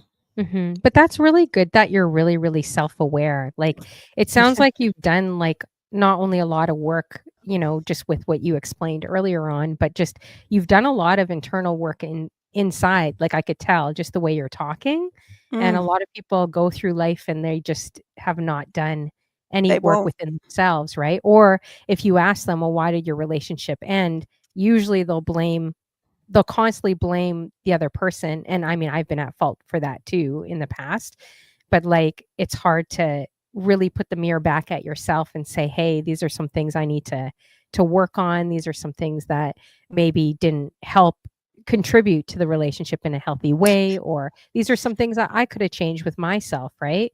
So, Oh, I'm yeah. kinda learning that too in this season, that, like, we all have work to do, right? Like, no one's Yes, we perfect. do. Yeah, no one's perfect at all, right? And you're gonna fail people, but guess what? People are gonna fail you, and you're also gonna fail people because 'cause we're human, right? Mhm. But to also Agreed. give each other yourself grace too, but Yes. the way you're talking though, it really sounds like, have you done counseling and therapy or anything like that? Because it sounds like you really have, like, or you should be like a therapist or something, you It's know? funny that I you think asked me that. you would be very good at that, I think, like, to help people. Thank you. I've never been to therapy. Mhm. Wow, really? Um, mm, yeah, it's a thing. Mhm. So I'm very pro therapy. I just haven't been because, um so when I would talk to people about some of my idiosyncrasies, I largely felt misunderstood or just not understood at all, or there were a lot of assumptions and people looking through their own lens and just telling me their advice from uh, just what they could give me, like just what their capabilities were. And oof, so I did it the long way. I did it research, research, research, research. Like, is this me? Is this me? Is this what's me? And what I've largely found is that across psychology, philosophy, astrology, what else? All kinds of occult stuff. I I can kinda get an idea of who I possibly am, like all these different aspects of me, and, um, it just makes me pay attention. Like, I'm very self-reflective, introspective, and whenever I'm in a situation, I don't blame myself for things that happen, but I will say, "Okay, why is this making me feel this way? What do I need to do to deal with whatever is making me feel this way?" Um so that I don't, react in a way that I don't wanna react to. I mean, I literally, right before I got on the stream, had a reaction to a conversation that I was not proud of, but I'm just like, I gotta do some work and figure out, like, why did I react that way? Why did this just jump up in me and just, why did I have this moment? Why did I respond like that? And that's just how I've always been an inquisitive person. My Mm. mom one of my aunts asked my mom when I was a kid, is it hard to raise her because she just asked so many questions. And I don't just ask questions about everyone else, like, I ask questions about myself. So, Mhm. now I'm hitting a wall where I'm just like, "Okay, now I think I'm at a point where I probably need to go talk to somebody to just, start getting over this hump and find more people that are like me." But largely, like, just coming to Twitch, I found a lot more people that didn't even realize they were like me or that I was like, and we just kind of gravitate towards each other and have conversations where we realize, like, oh my God, like we're way more alike than we thought we were. And we just like, start pinging For after sure. that. So Yeah. yeah, it's all self. And I mean, I actually had a therapist in my channel back before that. I was telling her, well, I was telling the stream that I was thinking about studying to become a therapist or, a philosophy professor, all of that. And I was like, I just kind of don't even know where to start with it. And she was like, you're doing it right now. Mhm. So it's kind of how I see being on Twitch and just kind of being present and being on Instagram, just living out loud and being myself and just kind of being a beacon and showing people, okay, but this is the real me. So if you're watching a bunch of surface, I don't know, posts and stories or whatever, I think when you get to mine that is real. And I mean, so far that's just how I show up. I just show up real. Yeah, that's awesome. I love that. How you doing? I saw a good friend in here. My friends never watch my show, so it's always surprising and always awesome when you see, a friend that Yay! drops in. Um, I don't know, she's probably gone now, but big shout out to Joy, Joy W. Thanks for coming through. Appreciate you, sis, as well. And we have SNS and a few other people I missed. I think I missed Ebony ATL. She gave me bits earlier. I'm not sure if I mentioned it, but thank you so much and everyone else for that hype train too. Thanks for sharing that. Yeah, SNS says great advice. I think I needed to hear that. I know Diva, I was looking at some of the comments here. She mentioned that she just started therapy, which is amazing. Yes, it Um, is. yeah, so kudos to you. I definitely want to try. I don't think I've ever, yeah, I haven't actually done that like a professional, but I would, once I get back into I guess, the corporate job again, I definitely want to explore that area too. And Mm, what else? I think Jen's mentioned that she does it too. mhm, How have you guys, if anyone's done therapy or counseling in the room, drop in the chat, like if how it's helped you, like if it's helped you, and that could be with anything. It could be with, yeah, whatever we're coping with, because heck, we've all gone through a lot in the last 5 or 6 years. Like the whole world, right, has really gone through a testing ground in everything that we went through. So oh, DJ Molly Party says, I love therapy, over a decade, changed my life, still does. That's amazing. mhm. Yeah, thanks for sharing that, you guys. Jen said she's been in therapy for 7 years, best thing ever.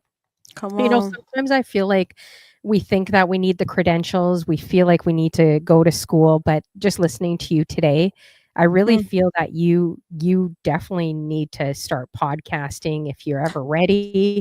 No, seriously, like, Oh, no, I hear to share you. with You're people. like the 3rd or Yeah, 4th person that's told me yeah. that in, like, a month. Like, So I'm like, listening to you, like but the thing is you don't even need to be sometimes we feel like we gotta be all there, we gotta be all ready, but think about all the people that have blown up on social media that "Oh, don't you're even so right. a life You're so coaching right. certificate, and now You're they're making right." I follow a lot of motivational speakers, and I'm telling you, some of these guys just like, for example, Tony Gaskin, I think I saw in Atlanta Yeah, yeah, or Texas when I went out there, and he ended up just getting on the Oprah show for cheating, and now all of a sudden he's like the big guru of like women giving women all these advice on men. I'm like, but right. he just cheated, and everything that he says on stage is exactly what I talk about with my girlfriends. Like, how is he any Yeah. different? You Well, know? yeah, But when I asked him, we'd have to have a whole other stream for me to go into that, men yeah, giving women advice on how to exactly. deal with men. It's But like, the "Talk thing that's to the men." the thing that's crazy that it's been is these women are eating it up, like, I know. there's, like, It's 7,000 annoying. women 7,000 women in line, like, this guy's a multimillionaire, you know, and I'm just like, "You guys, they're not giving rocket science here." It's like Steve Harvey, like, he's not giving anything that's different to women, but anyways, I see you, definitely doing something motivational in a special way just to help people, like, I feel like you definitely have that gift just listening to you speak, and, you know, your Mm, voice is very calm and, you know, you definitely like, people say in the chat they would pay for you. wow, So, thank you. you Mm, should think about it. Oh, this girl, Xtina, says mansplaining? Is that what that it is? part, this girl, Christina, she's been in my chat when we've talked about some of this stuff where I'm Oh, like, "Man, really? listen." Yeah, Well, how yeah, I do you mean, feel just about that? I feel like, yeah, I don't know if I wanna learn from I don't know.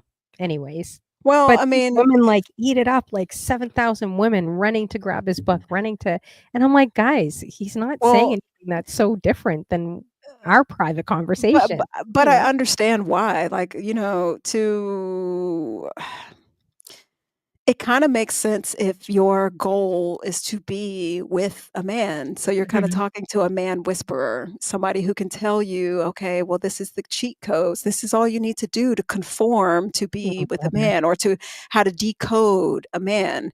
So if your drive is to be with a man, then it makes more sense to listen to a man because they know what it is to be a man and they can give you all the codes. Yeah, However, sure, for yeah. someone like me who is not driven by relationships, period, where I'm like, they come or they go and that's what it is, then all of that advice sounds like conformity to me. It sounds like restrictions. It sounds like prison, honestly, where I'm just like, I don't want to change the stuff. Like, I am who I am.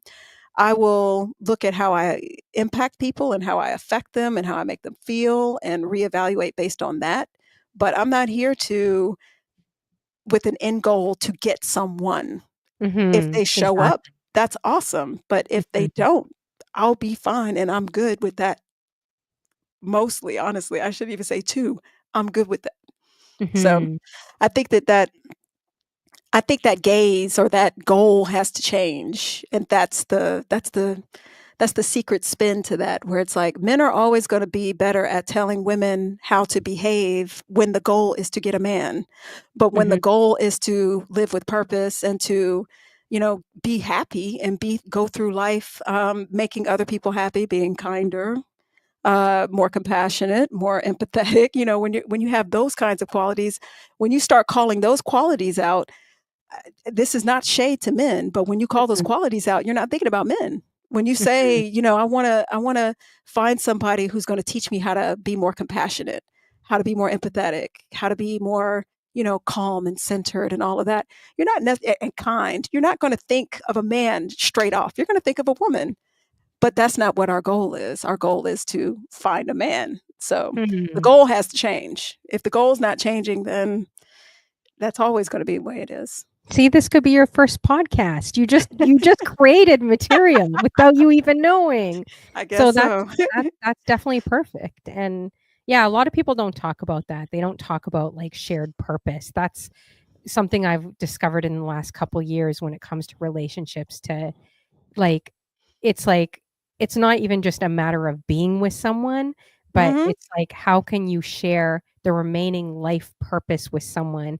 How can mm, you guys come together where you're actually impacting communities or you're doing something, whether it's online or offline, whatever it is, like, how can you kind of work together? And I don't think we look at relationships that way, like, where that's actually sharing purpose. For mhm, me, I feel like that is why God placed relationships here, is for us to share our life purpose with one another and go out into the world and do it together. And you're helping him, he's helping you. You guys are kind of both helpmates with each other, but it's supposed to grow and enrich, like, larger, not just, you know, the superficial relationships we see. We see mhm, so much superficial stuff, like when it comes to dating and popping the mhm. balloons and, oh, I don't like him because he's this and this and this. Like, I don't know. It's definitely changed a lot, but it's not impossible. It's definitely not impossible. No, I mean, Yeah. I see myself as one person in the world that's just gonna have, whatever impact that I can have in the world, and right now, like I said, it's just presence, just being,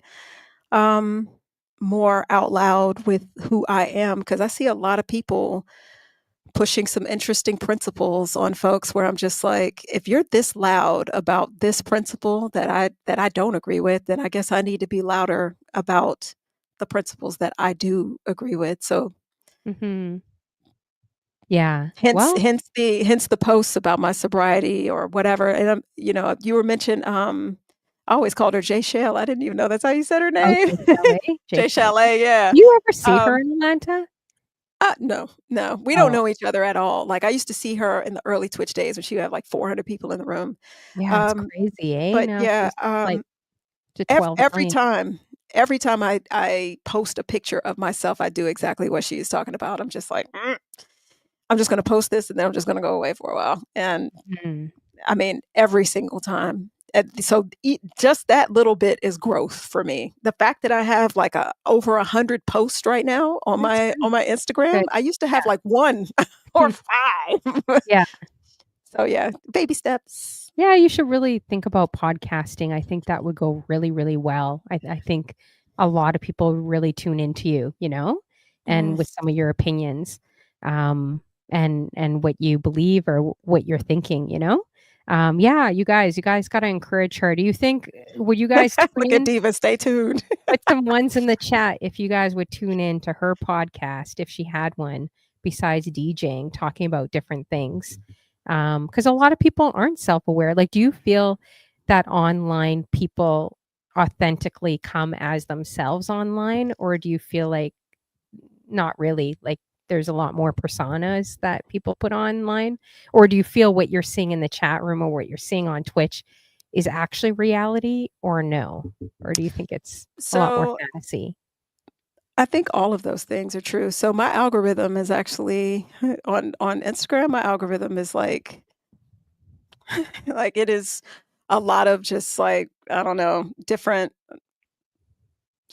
psychology, philosophy, astrology, like, all these different things, spirituality, like, all of that. So, I'm a little skewed, but when I do kinda tiptoe out of that, yeah, I do see things that are just not in touch with, ourselves. I see a lot of disconnection between just being a human in the world versus money, like, something so external that's just been taught to us to crave and need. Like, to a certain extent, we do need money, but that's also something that we feed. It's a synergy to it where we don't need money if we don't make it so that we need money. If we're building community, we don't need money as much. But this awful cycle that we're in that takes so much trust and vulnerability to jump out of, that is like I don't think we'll see it in our lifetime at all. But it starts somewhere. So, yeah, all of those things are true. I see some people, I mean, I kind of get like the Sixth Sense kid where I'm just like, I see people who have no idea that they don't know who they are. Sometimes I see people that are just like so disconnected that it's just like, do you realize that I can see you? Some people can tell that I can see them, and that always gets an interesting reaction. But yeah, I see people who are so disconnected from who they are, and they're just putting this face on, and they're doing it's almost it's creepy to me when I see it, where I'm just like, "Who are you behind this?" But then Mhm. there's some folks that I I feel like they're just they wanna know, they just don't know how. Um, I see some people who use what's trending to not even deal with whatever's going on with them. Like, some of the TikTok trends and stuff like that. I see some folks where it's just like they'll believe anything you tell them, but it's because they're just lost. They just need direction. They need somebody to, see, they need a group, they need tribe, people to guide them. But I think all of those things are true. I think largely, as just humans, eh, I'll even say humans on this continent, maybe I'll just say the America. We're so disconnected from what it is to just really be communal. We are. Mhm. It's all competition and individuality. It's awful. Mhm. Oh, yeah, I could It's sad. definitely see that, especially in the industry we're in, right? But then there's also a lot of positives too, right? When you find your tribe, which I feel like you have, Mm, and I have too, with the people that come and support you, um, then you also look at the beauty of those things too, right? Like meeting absolutely. really authentic, really awesome people too, but yeah, it's interesting. Darnella says, let's see here, we no longer know how to truly communicate. That part, Darnella.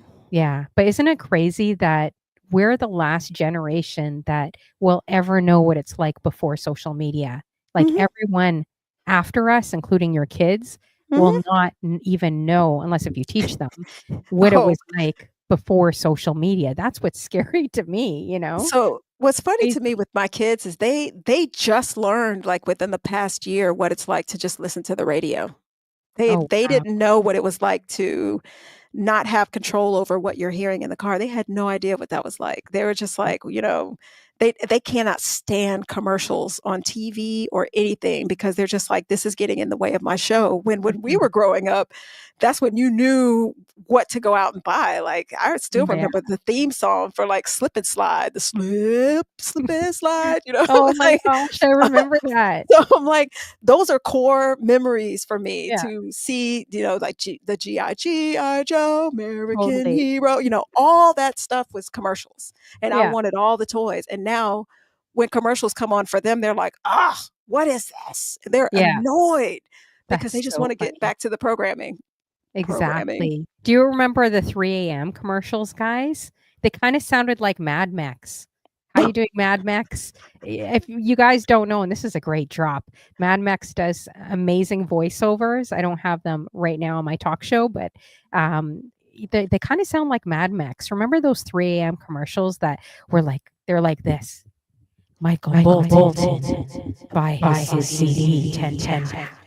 But it would be No, really, really loud. It would be really, really loud. It'd be no. like and then you'd be playing Michael Bolton or all these slow songs. Don't you guys remember Oh, that? oh, oh, you're At like talking about, 3 in like, the when they would morning? play all the different, like the Soundtracks of all the yeah, CDs. yeah, oh, yeah, And like then the compilations, yeah, and yeah. then, Oh, like, a sexy absolutely. voice like, "Mad Tell me Max." how am I supposed to live without you? Yeah, I And know. then Mad Max's voice would come on, "This is Mad Max." Oh, I didn't even know that's yeah, I don't remember the Michael name. Bolton.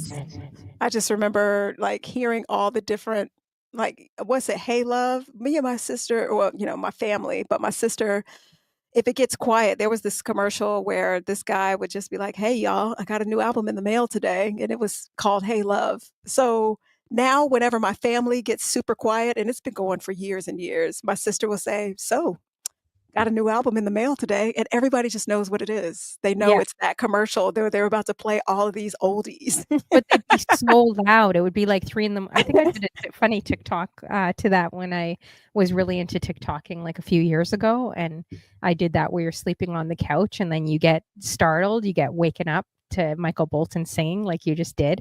No, Mhm. Mad Max, you sound way, way better, way, way smoother than that for sure. Let's go, Mad Max. Yeah, you sound way, way smoother than, that. So make sure you guys check out her drops, Mad Mex. She's definitely she made some great drops for me for my show, guys, and so many other shows on Twitch as well with her voiceover. She's got the best voice, man.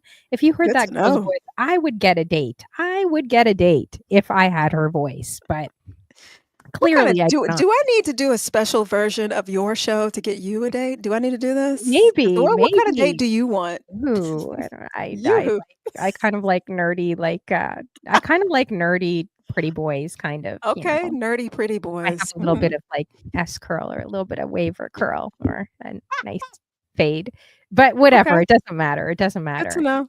Yeah, Good to know. I'm there's just gonna plenty keep in that up here. Atlanta. There's plenty of in Atlanta, but I don't Mm, think they like me. I don't check think they like check women like me, check but the they are good guys. substance. They are good Yeah. looking guys. I was like, Mhm. "Whoa, wow." Anyways, let's see, I'm trying to read these comments. Let's see here. What are you guys dropping Oh, in here? blushing. Oh. Oh, you know what? Actually, would you ever go on a dating show or no? Ooh. I don't Let's wanna be see. hooked up on Twitch. I don't think I go out with anyone online, no offense to anyone. I just I at this point, I don't mean, think I would. I don't know. I'll say this, it depends on, like, what they would want. I'm not trying to be in a relationship right now. So, I mean, I don't know what the What point would about be. if it's like a fun show? You know, like a fun dating show, like nothing serious, nothing like you gotta marry the Oh, person I or mean, I don't yeah, we don't have to do that period, but, I mean, I just I don't know. oh, she has I don't wanna nothing to waste say the anybody's same thing. time, that's all. No, that's true. No, the reason Right, come why on, Christina. I was thinking about that. no, the Christina! reason why I'm so against it now is because I won't say the DJ's name, I'll say it behind their back. I'll say it behind their back.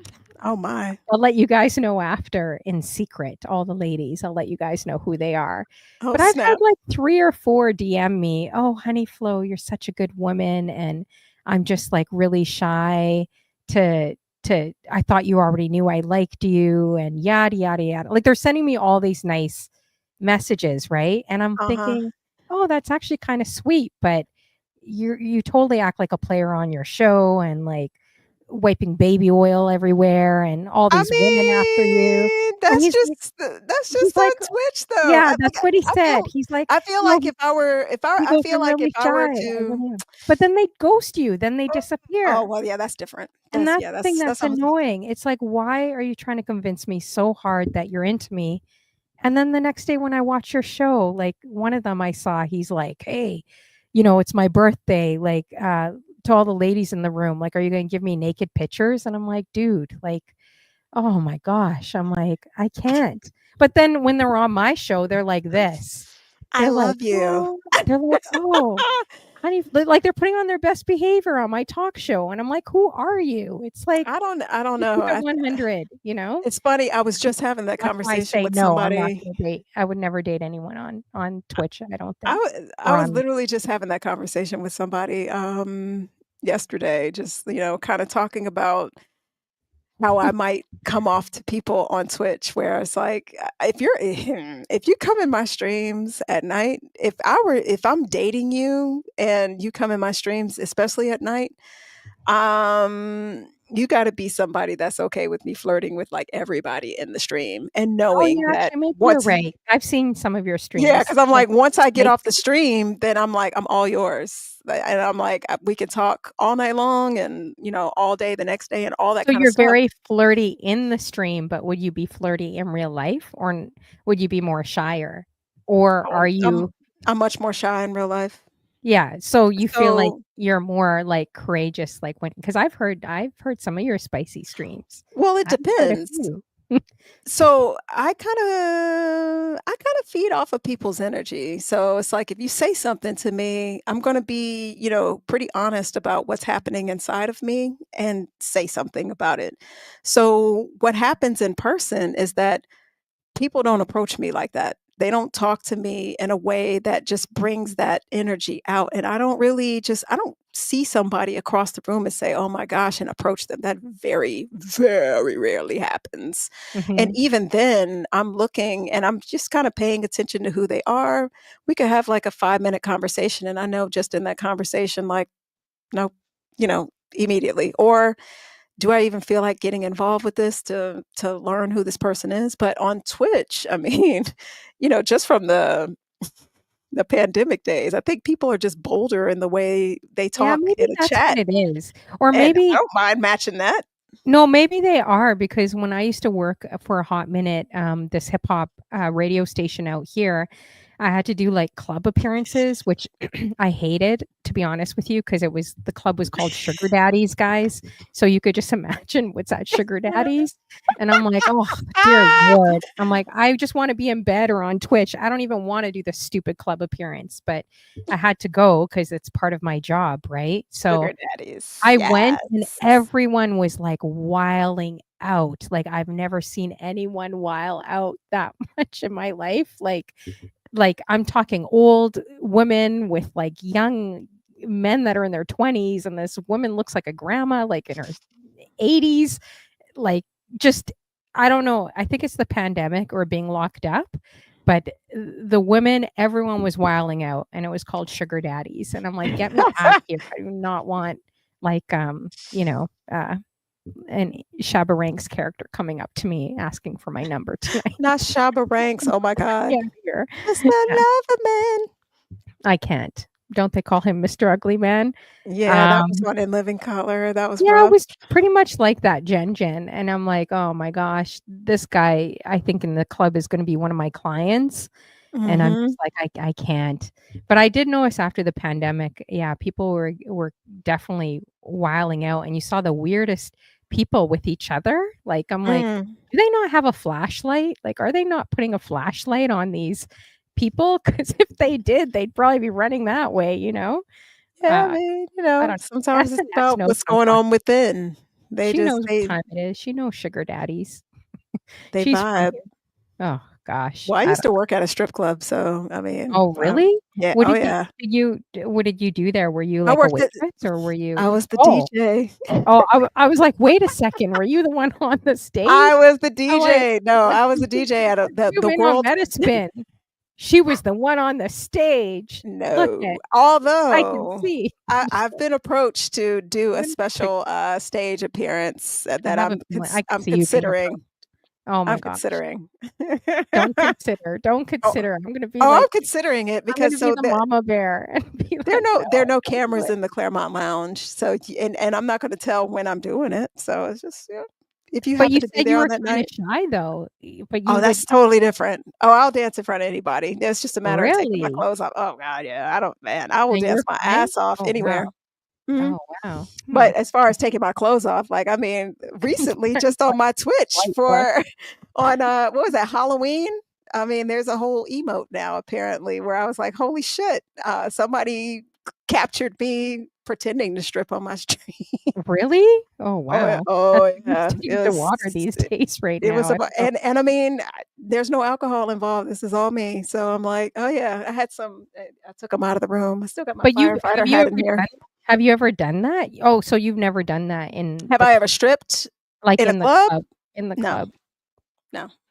So you would yeah, I don't know. I definitely if I tried doing that, people would be running. They'd be running the other way. Wait, They'd do be you see all these eyes in the chat? I'm like, these are the people that were in my stream that night when I Were they all in her stream? This is getting spicy. I have Ah, a feeling I'm gonna get kicked off of YouTube pretty you're not soon. gonna get I'm not doing anything. But yeah, I was dressed like a fire person, a firefighter for Halloween, so I had suspenders, and I would, take the Mad suspenders Max down and is like, "Say what?" You can use whatnot. Mad Max's voice. I shouldn't be encouraging this. I was gonna say you could use Mad Max's voice because she's have you heard her voice? I She got haven't. the I voice want to. I am intrigued. Look at Max Jerome. I think I saw Diva. Diva, I saw you doing what was it? Was it Moulin Rouge? What is it called? What is that dancing called again? Burlesque, Oh, that's it. burlesque. I Mhm, I saw saw that too. like Mhm. As I'm Spicy. Googling all you guys, I'm like, "Oh, wow. Mhm. Move." I'm like, "Oh, look at that move. I definitely can't do that one either." Not it just takes practice. I don't know. Yeah, maybe, but I'll Just be, takes like, practice. in the corner. I won't be out there, like that. No one will know anyways. Um, let's see if you guys got any questions, drop them in the chat. Oh, Black Girl Gamer's like, "We have all the money." They're willing She to. said, "You can have all my money. Come on, wifey, black girl gamer." Oh gosh. Yeah, I have a feeling Black Girl Gamer is trouble as well. I have that strong feeling she As can be a little trouble as trouble. well? Hmm. Yes, we say trouble, not trouble. Speaking of that, speaking of accents, guys, I Oh. know Mettaspin can do a really amazing, better than I can, Canadian accent. So I'm gonna put her on the spot, and, she's got a really good Canadian accent, guys. So all the Canadians watching in the room, let me know, what you think of her accent. We're gonna get her to say a few things I just in say, I heard you say it a couple of times. I can't quite get it right now, but honey flow, you gotta bring the "oh" out, honey flow. do we You say about know? instead of about? Does it sound like we say A boat, yes, a boat. you make me sound like we're some farmers, like from Uh, Fargo. well, I mean, I don't know where that comes from, but We I really did sound find like who that. was I talking to recently where I was talking Do I about, sound like that, guys? Come on. I gotta sound a little cooler than that. you have said, a few times on here though, where it's like, I've heard it. Have I? Yeah, No, I you don't said it. I don't Because even when you real said it one time, I just kinda chuckled to myself like, "Ooh, she's doing it." I don't even realize that. I I say know. You you know? know, Chanel You B know? always says I always say "for sure." She's like, "For sure could be your remote." I'm like, For sure. "For I don't know. sure?" I'm I like, know that "That's I've so noticed that. weird. Why would anyone say that about me, for sure? What the heck does that mean?" So then I replayed a show and I'm like, "Oh my gosh, she's right. I don't even know where I get 'for sure' from." Did Um, you hear me say "a" at all? it just so happened. No, I didn't hear you say "a," but that was a habit that I picked up when I was a kid that I didn't Mhm. even know was Canadian, and my mom was just like, "What is going on? Are you We Canadian say now?" And "a" I was like, like this. We don't say "a" like you guys. We say "a," "Yeah, E-H, eh, yeah, not EH, "a." A." Yeah, when But I you was a guys kid, yeah. I would do But you that. I guys would say, "Huh." You guys are Yes. like, "Huh? Huh?" Huh? Huh? Are we getting into Atlanta now? I Yeah, wanna you're hear like, this. "I'm gonna go out and get me some peach cobbler pie, some apple pie." Some wings. Shorty. No, no, in Atlanta, the guys were all like this on the subway. Shorty, They said, "You shorty. sure it wasn't shouty? Oh, yeah, Shout?" that's what it was. They're like, Yeah. "Shawty, shawty," but it Yeah. was really, really deep, like, I "Shawty." shout, And then this "Shawty, lady stopped me, she's shawty." like, "Hey, a bunch of men are, like, hollering or trying to talk to you, right?" I'm like, Yeah, "What?" they're I'm like, hollering "Where?" at you. I'm like, "Who?" And I'm Yeah. walking but I couldn't all I kept hearing was, "Shorty, Yeah, shorty, shorty." shorty, I'm like, shorty. "Come on, Yeah. speed it up." I don't know if it's the South, but come on, speed it up. Like, Oh, no, no, no. We talk in slow New down York here. and Toronto, we're like We talk fast. Yes, Yo JD does say "a," and she says "yeah." Like, even I was watching a cat in Atlanta walk slow, like, they're just, like, sauntering, chilling, walking by, and I'm like, "Doesn't anyone move fast? Why do you guys have 100-second Listen, limit in your car?" listen, listen. Sometimes Crazy. it's a good thing to take it slow, honey flow. Sometimes it's a good thing to just take your time Yeah, and that's take true. it slow. It's a good thing. That's true, that's true. But one thing I do love about the South, I mean, I love I love a good Southern man. Like, I love the manners. I love how you guys are like, "Ma'am, miss, and lady," 'cause no one Mm, will ever call you ma'am out here, I and I hate love ma'am. oh, I love it, and I love Cannot when stand it. oh my gosh, I love it, and when they wear, like, the bright colored suits, it's so cute. Oh my gosh. So when you say a Southern man, like what kind of accent are you talking about? Like, are you talking about the soft accent where people talk Mm, like this? yeah, Or are yeah. you talking about what's Yeah, up? need to Or get a like T.I.? Are you talking no, no, about I T.I.? don't like TI. No, no, You don't no. like T.I.? Okay. Southern, that soft Southern accent. So the Woo, soft one. Yes, Yeah. ma'am. That kinda Yes, accent. I love Mhm. that. And when they call you lady or miss, I've never been called lady in my life No, or I miss. like Miss. Miss is Ooh. one where I'm just like, "Oof," but I don't like ma'am. I'm like, "Excuse you." Oh, I don't mind ma'am. And when they tip their hats at you or open up the Mm. doors, like that happened in North Carolina, South I was Carolina. gonna say that's Why not would you Atlanta, tip your hats at and me? that's somewhere outside of Atlanta. That's like Savannah or somewhere. I'm like, that Oh, shit maybe. does not happen here." But in Atlanta, they really, I feel like you could be at the subway or a bus stop, and you'll have some random woman come up to you, tell her whole life story to you, and then she just leaves. Like, Yeah, that absolutely. happens so many Mhm, times in Atlanta, mhm. Like, I don't know. I love it. Hey, You gotta miss. come to Canada. I've I got to feel like come there. I do. I want to. yeah, I feel like she can be, I like, do. secretly Canadian. I feel like Mettaspin, if I heard her on the phone, I feel like she can be a Canadian, like, Oh, no one you're would know, funny. you know? I mean, so that's funny you say that. My parents are not from here, so that's why, like, me and my sisters, we don't really have Southern accents until we're around our people. Like, when I'm around certain people here, then it comes out, and it's like, "Oh, shit, like, that's how you is that for real? Is that how you talk?" And I mean, even just saying for real. But, my mom is from California, Mhm. and my dad is from South Florida, and both of them grew up, like, without the Southern accents and all that kinda stuff, Maybe so that's why. You have, like, a tinge, like, a little bit in some words, mhm. but not like the thick, thick, like, No. Southern type of, you know, "I'm gonna bake a peach cobbler pie." I can't No. even do it. My Southern accent's horrible. But Yeah. peach cobbler pie.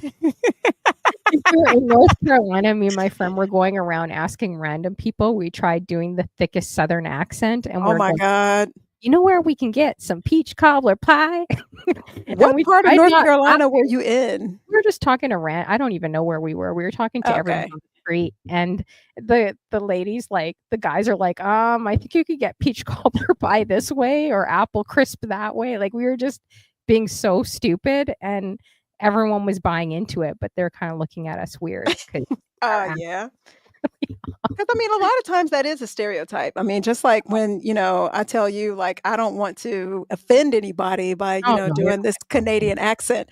A no. lot of that stuff is a stereotype because I mean, in Atlanta, I mean, that's not what you largely hear.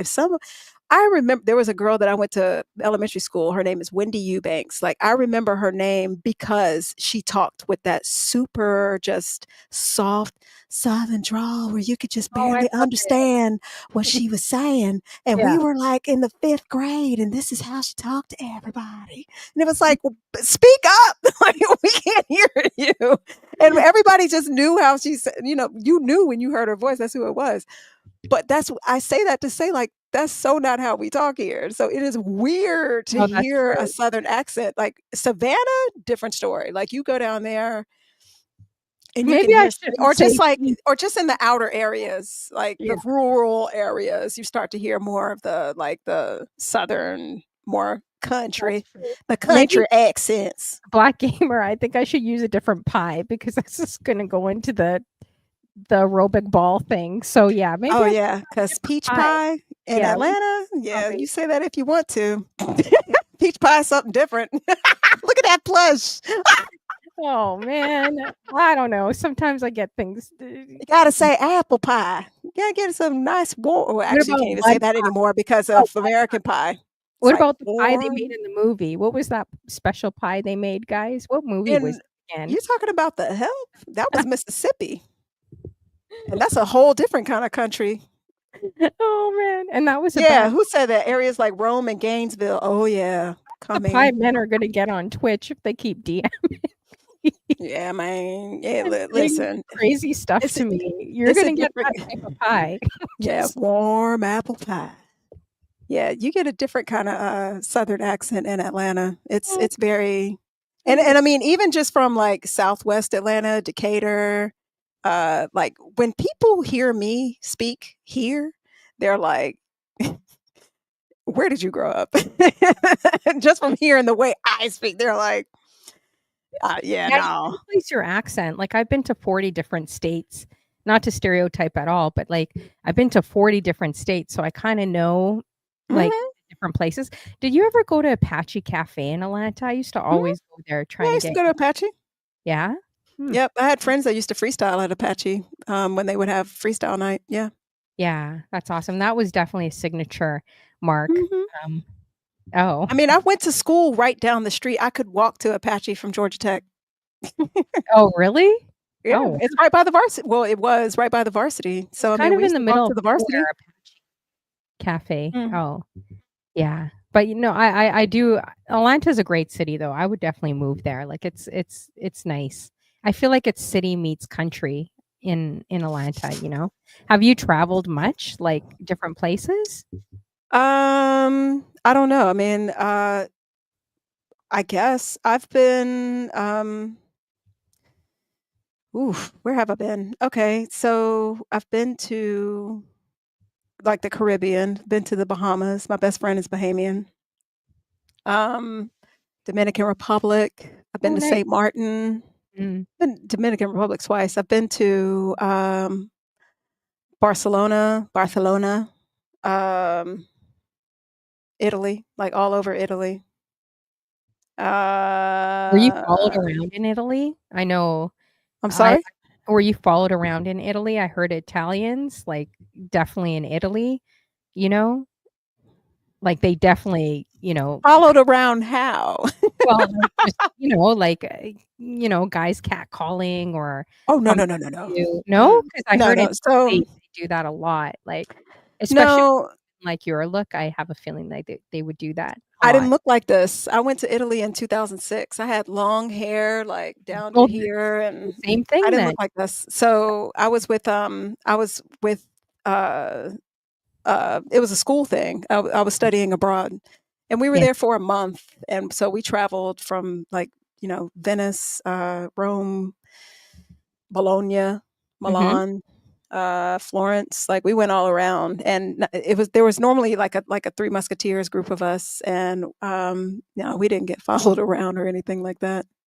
It was the World Cup year, so everybody would just, basically hold their fingers up and be like, "Italiano uno." Oh, And, nice. they would try to, speak English to us and ask us about where we're from. It was amazing. It was really Mhm. cool. It really made me see,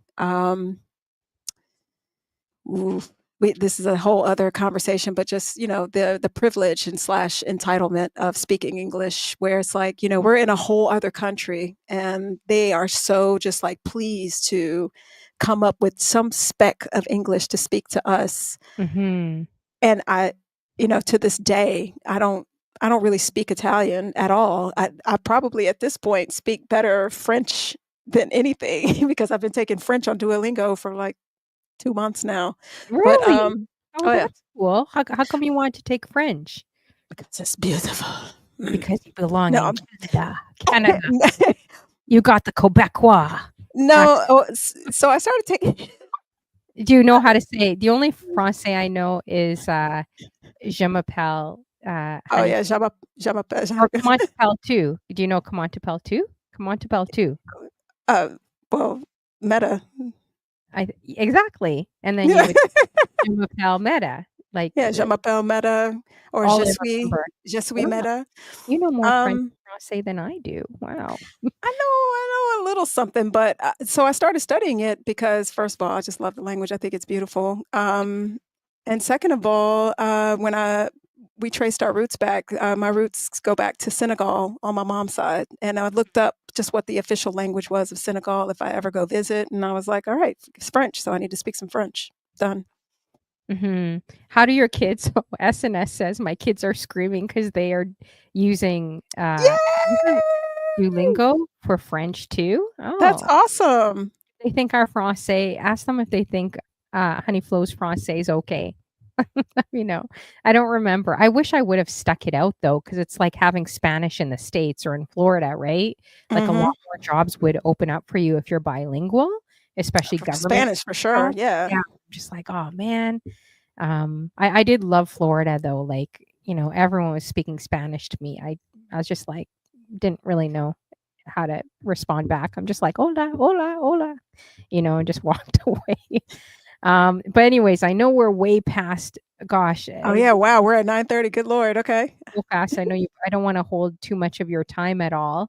Do you have, like, a It's few on you, more I'm minutes good. or Yeah. you're okay? Okay. Yeah, I got time, I So got plenty of time. So my okay, kids went I was back gonna they went to say their dad's house for the weekend, oh, so I'm good. I got okay, time. okay. So, I know going back to Twitch, I know we had a few more questions here too. Oh, yeah, let's go.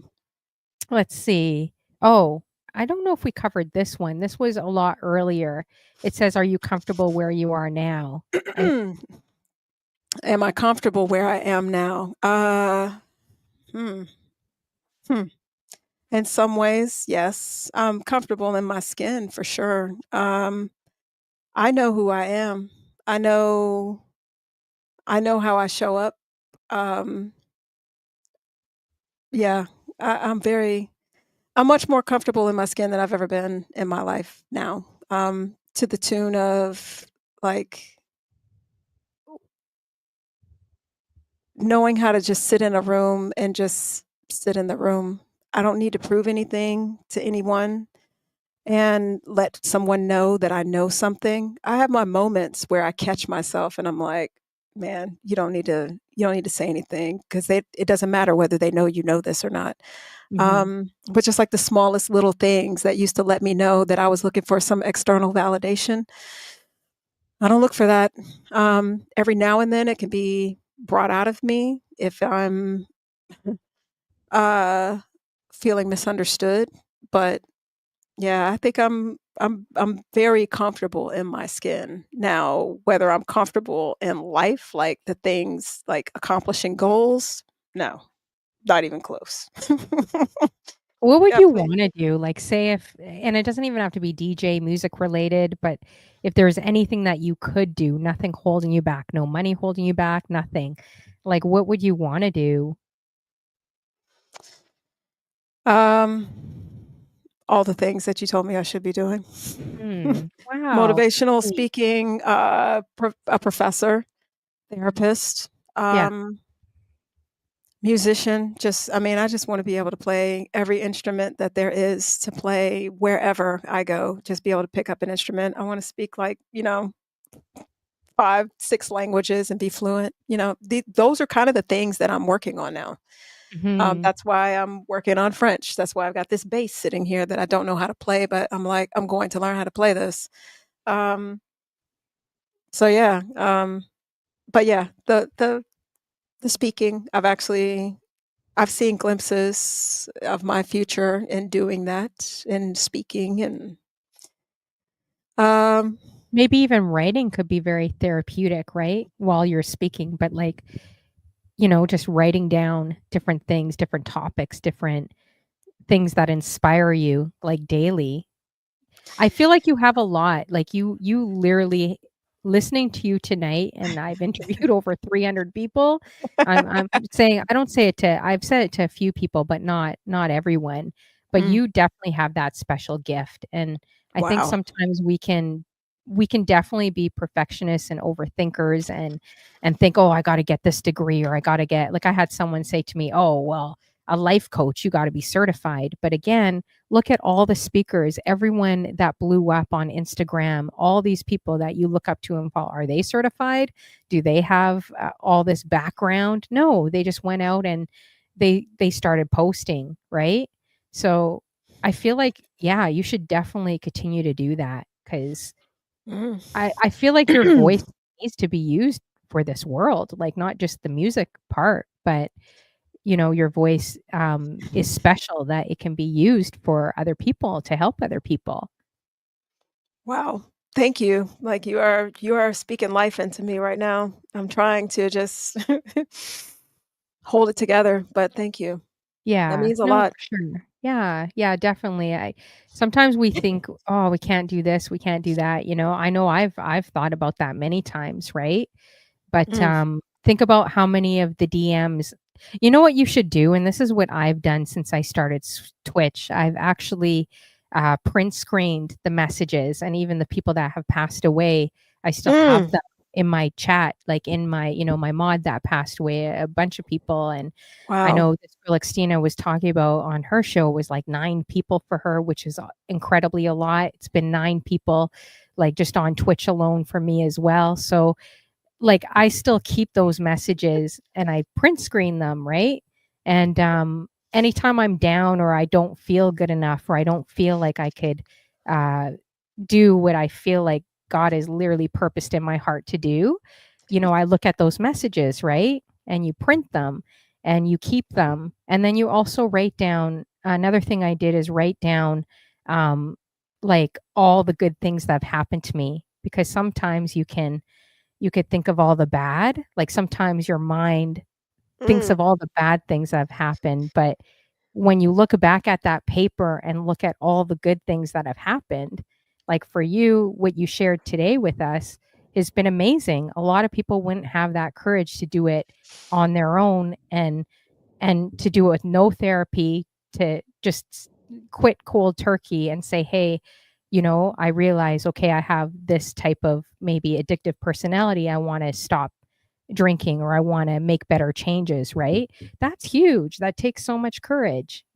So, yeah, sorry. I know I'm rambling, but when no, I get you I mean, passionate I'm about just you something, no, you're yeah, speaking life into me, and I yeah, mean, when I think about the things that you're saying, it's like it's just me doing what I do, so I don't and it's a struggle while it's happening, but I don't know, it's like if once I start talking to people about some of the things that I do and their reaction to some of the things that I say, I'm just like, I didn't think that was a big deal at all, but, this is helping to hmm motivate me, so thank you. yeah. No, that's awesome. And I'm glad. Like, yeah, because we all have gifts, right? Like every single one of us has talents and gifts in this room. And a lot of times we do struggle with our own, hey, can we do this or can we make a difference? Mm, But like I've also jotted down like hundreds of names since Twitch, like of people going through things, people that have confided privately in me. And it's literally been like probably over 150 people. There's a lot mm, more. So I remember, okay, who they lost, what sickness they're going through, and I mean, I don't do it often, like as much as I should, but I try to keep them in my prayers and just like uplift them as well. Cause even when you just think, oh, I'm just doing this little show here, you don't know the impact you may have, right? Um, indeed. especially before someone passes away. So, yeah, you have to, I feel like you have to do this. Like, you don't even have an option. I will, like, Ah, I'm going to try to I look up feel it, I something. feel it. Yeah, I'm gonna send you something if you don't mind. It's a questionnaire my friend gave me on purpose, and it's like Mm, about 100 questions. I think you'd find it interesting, and mm, for all those people and if anyone wants it, just DM me. But it's just a questionnaire, and sometimes a lot of people struggle with their life purpose. They're like, "Why am mm, I here? Like, what is the reason of life? Like, am I just here to pay bills and exist and go to work? Like what is my true calling?" A lot of people don't know their purpose in life, right? So when I started filling out this questionnaire, it became more and more clear. And it was also like, what do people see in you that maybe you don't see in yourself? So if people are looking at you and saying, hey, you're very well spoken, which you are, you have a great voice, you know, you have not even just a radiating smile, but there's a presence about you that I feel lights up the room, not even just like even on your shows that I've watched. And you do attract people. You have like 4 times the amount than I ever get in my room. So you don't even have to try. That's the crazy thing about you that I don't even think you notice that. Like mm, you may go MIA for the longest time and then hit live and all of a sudden boom, you got like 50, 60, 80, or how many people in your room. So you definitely have your supporters there. mm, Um, and it's not like selling to the masses. Like sometimes you think, oh, I got to have this much following just to even create yeah, something. But really, it could be the 10 people in your room that listen to you, right? I agree. So, yeah. Absolutely. No, Yeah. you're saying all the things. Thank you. Like, this is motivating. Yeah, yeah, so I'm hearing definitely you. yeah, that's awesome. So, yeah, definitely, I can't wait for whatever it is that you're gonna create or try, and it could just be one podcast, just giving it a shot, right? And just You're trying. right. You're But, right. yeah, you have a I lot to don't say know if you've noticed, about there are people in the chat who have just been like, "Did not tell you." Like, "See?"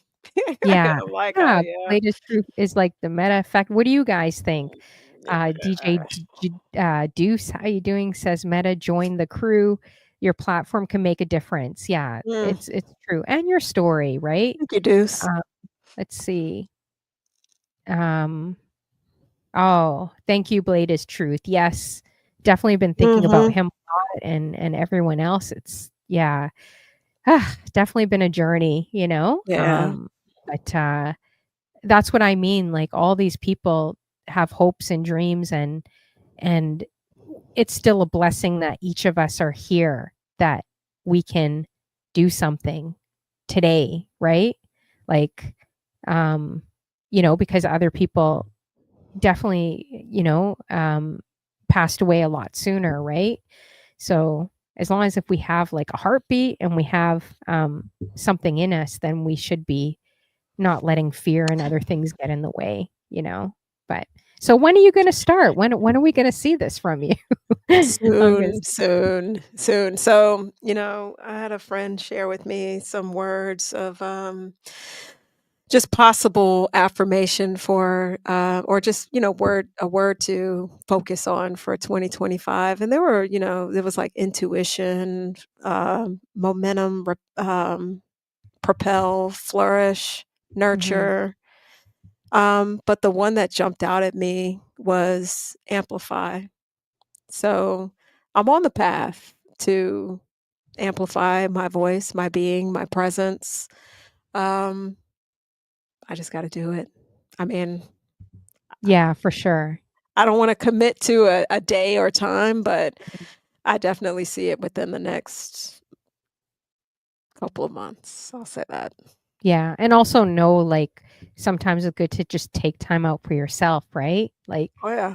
you seem like you have a very helping personality, so, if you wanna help other people, but then at times, you gotta pull back and just help yourself, right? And not always be overly helping as well. Like, I'm a lot like that too, so I could kinda, relate, um, pulling off of social media, which you do too, right? You take Mhm. breaks, you take a lot of breaks. Yeah. Yeah, I mean, and even the things that I post, it'll be like things that I think are just helpful to the world, or things that might resonate me or with me, or things that might have resonated at some point in my life where I'm like, "Oh my god, like, yeah, I needed this however many years ago."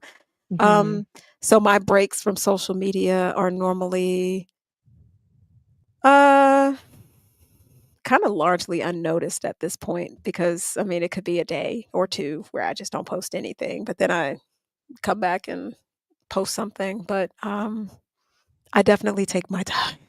Yeah. Or maybe doing a I live, like a 5-minute, 10-minute live. "Hey, this is, like, my morning thought of the day," or this is come on. yeah, like, this is kind of the thought of the day that I have today, in whatever it is that you believe in or kinda what you stand for, but yeah, I've I literally had that exact thought mhm. where I've literally had that exact thought. Like, when I talked about my algorithm and how it's just like, you would not believe, like, I've thought about actually posting just my, Explorer page so people could see what comes up on mine versus theirs. So you can see, like, there is a way to program this algorithm if you just stop going to look at all this craziness. Because I don't get it. They're like, after big events happen where the world is talking about it, I have no idea it happened. Well, our Um media is I don't know about in the States, but it's severely censored in Canada, Yeah. like like, very, very badly, like, here, for sure, Mhm. and the censorship and all I mean, I can't even discuss half of that stuff because 'cause I'll probably get shadow banned, but, Oh, damn.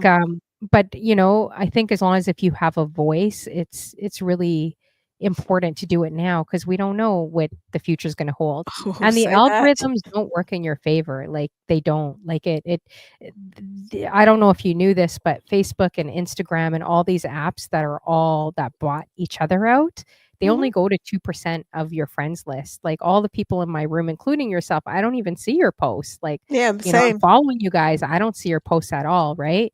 So it only goes to 2% of your audience. But I do find TikTok actually goes out. Like it goes out, and my friend actually says it provides real news, which I used to laugh at, but now It does. I believe what she's saying is true because I'm seeing worldly news in even North Korea, South Korea, China, like different places Mhm. where they've really, really censored and done certain things globally.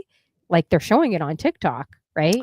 So, Yeah. Well, it's a trip because, yes, that is true, but it's about to get banned here oh because yeah, of it's about to that. get banned. I know our prime Because minister we're wants to we're ban it. waking up. We're waking up. Yeah, We can exactly. see So, everybody. We have decisions to make. yeah. But if you have a voice in the world, you definitely should use it now because the way we're talking now and how we are online, this could be a luxury, especially I know in Canada, this could be a huge luxury for me or others in the future, right? Like Mhm. where you're not going to be able to do that in the future, you know? So I that's why I agree. do definitely feel a bit of an urgency, although it's like it can be scary Mhm. starting all over again and starting a podcast and doing whatever. Like, we all our life stories definitely bring and help other people, right? Like, Yeah. I've never gone through what you've gone through and maybe vice versa, but I can relate to some of the things that you said today that Mm, really resonated with me. And I mm. know if it resonated with me, then I know it definitely resonated with a lot of people that have your story in this room. And I know there's some women in this room earlier on that have, your story, right? So yeah, I hope you do it and keep me posted. I'll do what I can to market and get the word out. I yap, so Thank you. I'll I I'll do appreciate what I that. can. Yeah.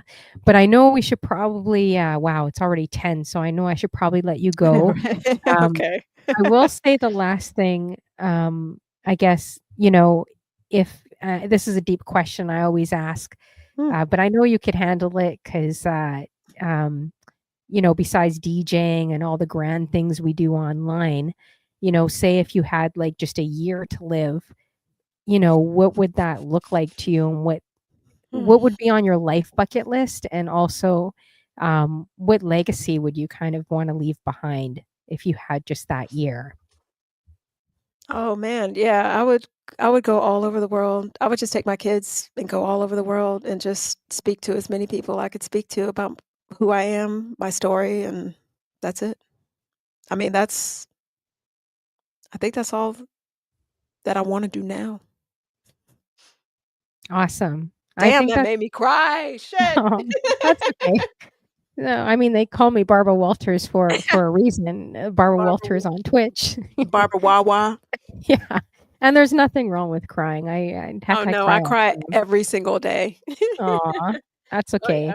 It's good to let it out, though. It definitely is good to there's nothing wrong with emotion. It just shows you're passionate and you care about certain things, and I can feel that. I could really feel that from you.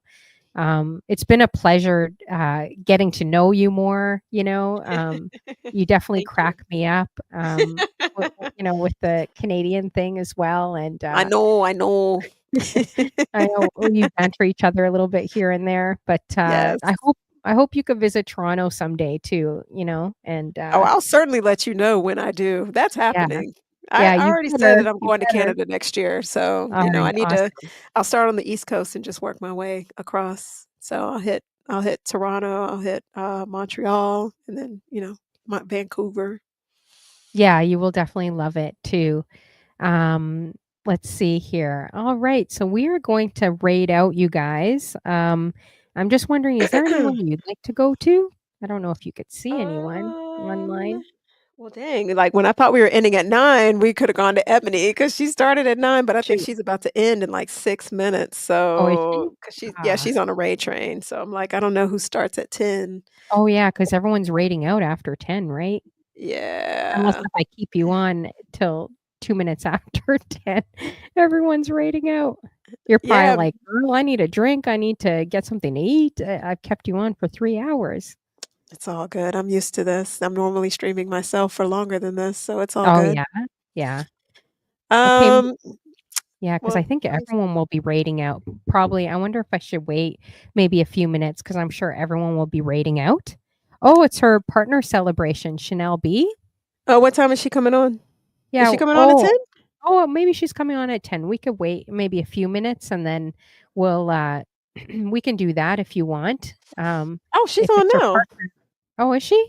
Yep, If it's her she's partner on. celebration. Yep, Okay, yeah, she's we could oh, definitely wait, do wait, that. wait, wait, wait. Okay, hold on. Is she coming on I guess she's coming on after well, whatever the case, she's on now, and Ebony, they're on the same block party Ray train, so, yeah, she's gonna be on. That's what I know, even if this is not her time to start. I think it is, though. I think she starts at 10. Oh, yeah, I'm But sh actually looking right now. Yeah, She but just she's got already on. commercial. Oh, Chanel B? I'm looking in here. It looks like she's got some countdown commercial going on. I was gonna ask you too, guys. Do you guys have any last minute questions at all for Metaspin? Is there I'm like, I'm anything an I open missed book. Ask that him. you like Ask him how now. one thing I was gonna ask too, okay, I'm gonna wait. I'm just checking Chanel B. She's not on yet. She is live, but she's not on her Yeah. channel. But I was Mhm. gonna ask you, how long have you been on Twitch? Has it been 4 or 5 years now? Or Um, so yeah, wow, it's been over 4 and a half. I started in April of 2020. I nice. started viewing Twitch in March of 2020. My friend Quasi Mandisco Mhm. um, started first, and I was helping him, modding for him, and then I started, DJing on here too in April. So yeah, that's when I started. So yeah, it's been over 4.5 years now. Do you have any goals for Twitch or no? Or you just kinda just go on for fun, or do you have any goals Um, in mind? yeah, I mean, if anything, to grow and just, I like organic things. So to Mhm. grow and just reach more people with whatever I'm doing and just, I don't know, just I don't know. I don't think my goals are really, quantified as much as it's just quality and making sure that whoever's in there is, in my stream is feeling good about being there or better once they leave my stream or better, once I rate out or something. But that's all I really care about as far as Mm, being on Twitch is just being quality, being genuine, just and having fun. Like yeah, that's really it. yeah, I don't really sure. have any like Twitch-centric goals. I I did feel like for a you could while, but I feel like you could make partner, but it would take, kind of like a grind like everyone's grinding, but I yeah. feel like you can get there. I feel like you'd be able to get there.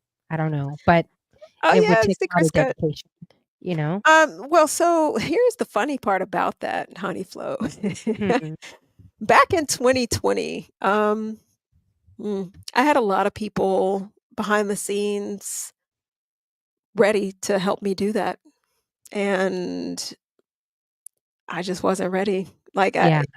I ooh, I had a whole just breakdown, like, crisis of just, who am I right now? Because it did feel like I was starting to turn into something else. Yeah, But, I I hear you. mean, I had some heavy hitters behind the scenes. I mean, Chris Cut was one of them. It's like, "When are you gonna make partner?" And it's like, Mhm. "Yeah, thank you, Chris." Because yeah, Chris Cut I mean, me and Chris Cut go back, Yeah, way she back. mentioned you were her first female DJ that raided into her. Yeah, That's I'm dope. like and Chris Yeah. Cut used to have all the DJs up on the screen that she would feature and all of that, and I was like, "Yo, this is so cool." Because, I mean, when I would see mine, I'm like, "Oh my gosh, she's got me up there." Um, but yeah, I mean, like, yeah, You know what'd be so dope? I just had something in mind since I've been bugging Chris Cut and you. Like, What's that? I really, really want you guys entering in a competition. I Why don't really, we just really make one? We could just make you a know what would be competition. really, really dope is if you guys did, like, some duet thing together. That would be pretty dope. Like You mean what, like a back-to-back yeah, or like well, like, some pre-recorded video, but it's like, I don't know, like, just some collaboration that no one's thinking. I don't know. Okay, I'm kinda sneaky that way, but I I see. I think you guys should, I think that would be really, really cool. But I think we could work anyways, something out like just that. gotta get in there, you gotta get in there, girl, you know? Um, you definitely have to get in there. We gotta see you in at least one of them, amongst Mm. these sea of men too. I But feel your passion on that 'cause I feel the same way where I'm like, I need people to understand that, um, the goal is to just be a DJ, not a female DJ. The goal is to just be a DJ and looked at as a DJ. Like, you don't have to make the distinction, and it's actually kinda jarring still sometimes when I see it, when I see someone saying, normally a man saying, mhm, "Oh, yeah, and we've got some women in here too, we've got some female DJs in here too," and I'm like, "Why do you even mhm. need to say that? Just we're just DJs, you But know?" the problem is, like, I hear what you're saying with that, but the problem is, like, I always emphasize female. I always, Mhm. always, always do just 'cause, like, I remember talking to one, DJ, and she's like, "Oh, well, the guys are telling me, not to say female and not to, be around other female DJs because it's gonna kinda ruin my show, blah, blah, blah, blah, blah." Oh, yeah, But I no. said to her, "I hate to tell you that when you're on that flyer of a sea of Mhm. men, you're always going to be known as that female DJ. You can't hide. So even if you eliminate the name, you eliminate whatever, and even like working with other females because you think it's going to hinder your show or your career or whatever these guys are telling you, it's like when I look at that flyer, that's all I see is you right in the middle of the flyer amongst 20 men, right? And I mean, she was Mhm. doing very, very well on all the raid trains. And, so I know people have different views on it, and I'm okay with that. Like, if we have different views, but for me, I'm always going to always try my best to rep the ladies. I'm always going to emphasize that because I feel like when you're in a male dominated field, it's like a female boxer going in the ring or going on the basketball court and getting pushed out. And you Mm. know how hard that is. And not even just that, like as women, we need to work together. We need to support each other more. Uh, I mean, I maybe used to think that, but now I don't feel that as strongly, but we really need to because city to city, you could probably count the amount of females doing it in your city. I know I could count the amount of females across Canada, although we see tons of women online, like 10,000 streamers, we see a lot. Um, I feel like we're always going to be known as that. And I know it could be irritating where you're kind of like, Well oh, the only female, like, why don't I just be known as a DJ? But I don't feel like that'll ever happen. well, Like, that's not quite what I mean by that. When I say that, I mm, mean, like, it's one thing when women are working together and we're saying, "All right, let's do this and let's, be in the world and let's, pump each other up." But yeah. it's another thing when you do have a roster of DJs and you're like, uh there could be 2 or 3 women on the roster Mm. but someone still feels the need, so, like, it's normally a man that feels the Oh, need yeah. to I hear that a kinda lot. kinda kinda, like, beat their chest and say or not even beat their chest, but, like, Like pat they're themselves on so the back, like they've totally done 100 something here by putting women in it, and it's like 100%. and I'm like, "Yo, And you they'll don't get make it points for known. that. We're And they'll make it DJs." known. Even though they Right. stole your list of women, they'll make it known, which is so irritating to me Right. sometimes. Trust me, there's lots of stuff I won't even Yeah, I say. mean, so that's what I mean by that distinction where I'm just like, "Okay." I've noticed when I've been on a raid train where I'm like, "Oh, shit, I'm the only girl on here. Well, how about that?" And then I'll say it on my stream like, "Hey, I'm the only woman on this one and blah, Mhm. blah, blah." But it's another thing when somebody is saying, "Hey, I want the DJs to come do this. Oh, and yeah, female DJs too." It's like, "What the hell?" Like, why do you need to Exactly. say that? Just say you want DJs to come, and when the Yeah. girls come, pick them. Yeah. Or And they that's think you're whining because you bring it up. I'm like, "Hey, dude, I'm Ooh, not whining. I'm just listen. like, if I can call up 400 women for that anti-human trafficking raid I did a few years ago, and I can do it Right. in 4 or 5 days and keep digging, digging, digging, digging for women and at Mhm. least get 100 women together last minute, then don't tell me, and I've heard guys say, "Oh, well, Honey Flo, there isn't any woman that can scratch or there's not any woman that's good enough to be in the battle." I'm like, "Are you flipping crazy? Do you know Yeah, who no. DJ Shorty is and, like, all the women that Oh, she has she's under her?" Like, you know, awesome. yeah, and Shortcut's wife would slice and dice you For sure. in scratching and cutting it up. Like, yeah, I can't do it. I wish I could. If I did, you best believe I'd be in there like a fireball and try to, but I know I'm not there. I know it's going to take a lot of gosh, hopefully I'll get there before I'm 90. I don't know. But like and that's why I'm just pushing other women. It's not because I'm complaining about it. It's just Oh, yeah, I no. really I am feel that. passionate about getting because I mean, if you guys already have the skill, I'm just like, man, you guys already have it. Like it's already there. Can I just Photoshop Yeah. your hands and stick them on mine? And then and then I That's can hilarious. like I'll paint them and I've asked some guys if I could do that too. That's Especially DJ hilarious. Eden because his hands are massive, eh? Like his hands are like this big on the camera, which is so funny when I always bug him about his hands. That's Um, hilarious. but anyways, yeah, Chris Cut, I would love to see you in there, like just not telling anyone and just like slipping in there and surprising people, you know? But I Yeah, hear I what you're think that'd be saying with the cool. female thing.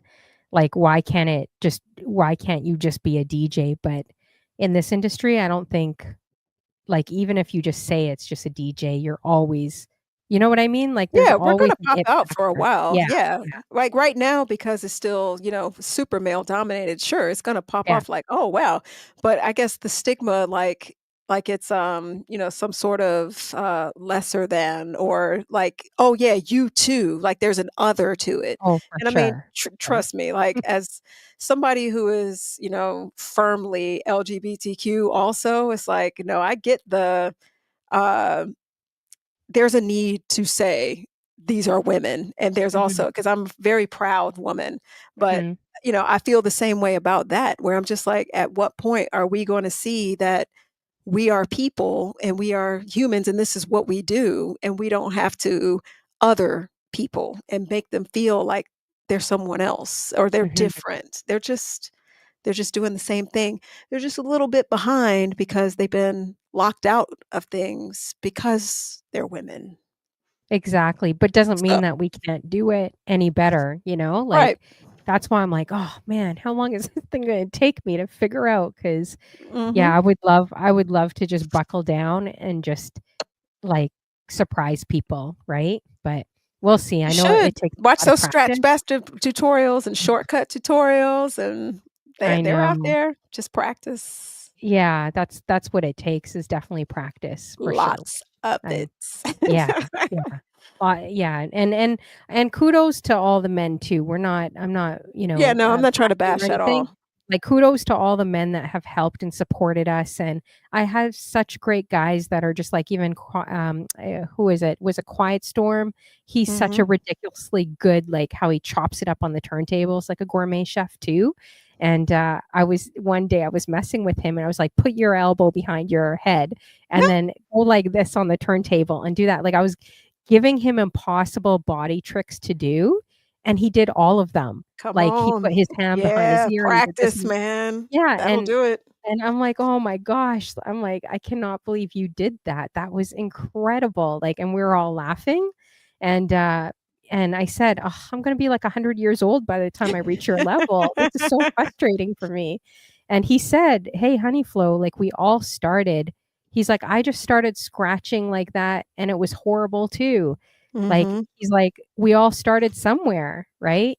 And I appreciate that those guys that say that are like so talented, like Full Blast Radio, some other guys that are just so incredibly gifted at what they do.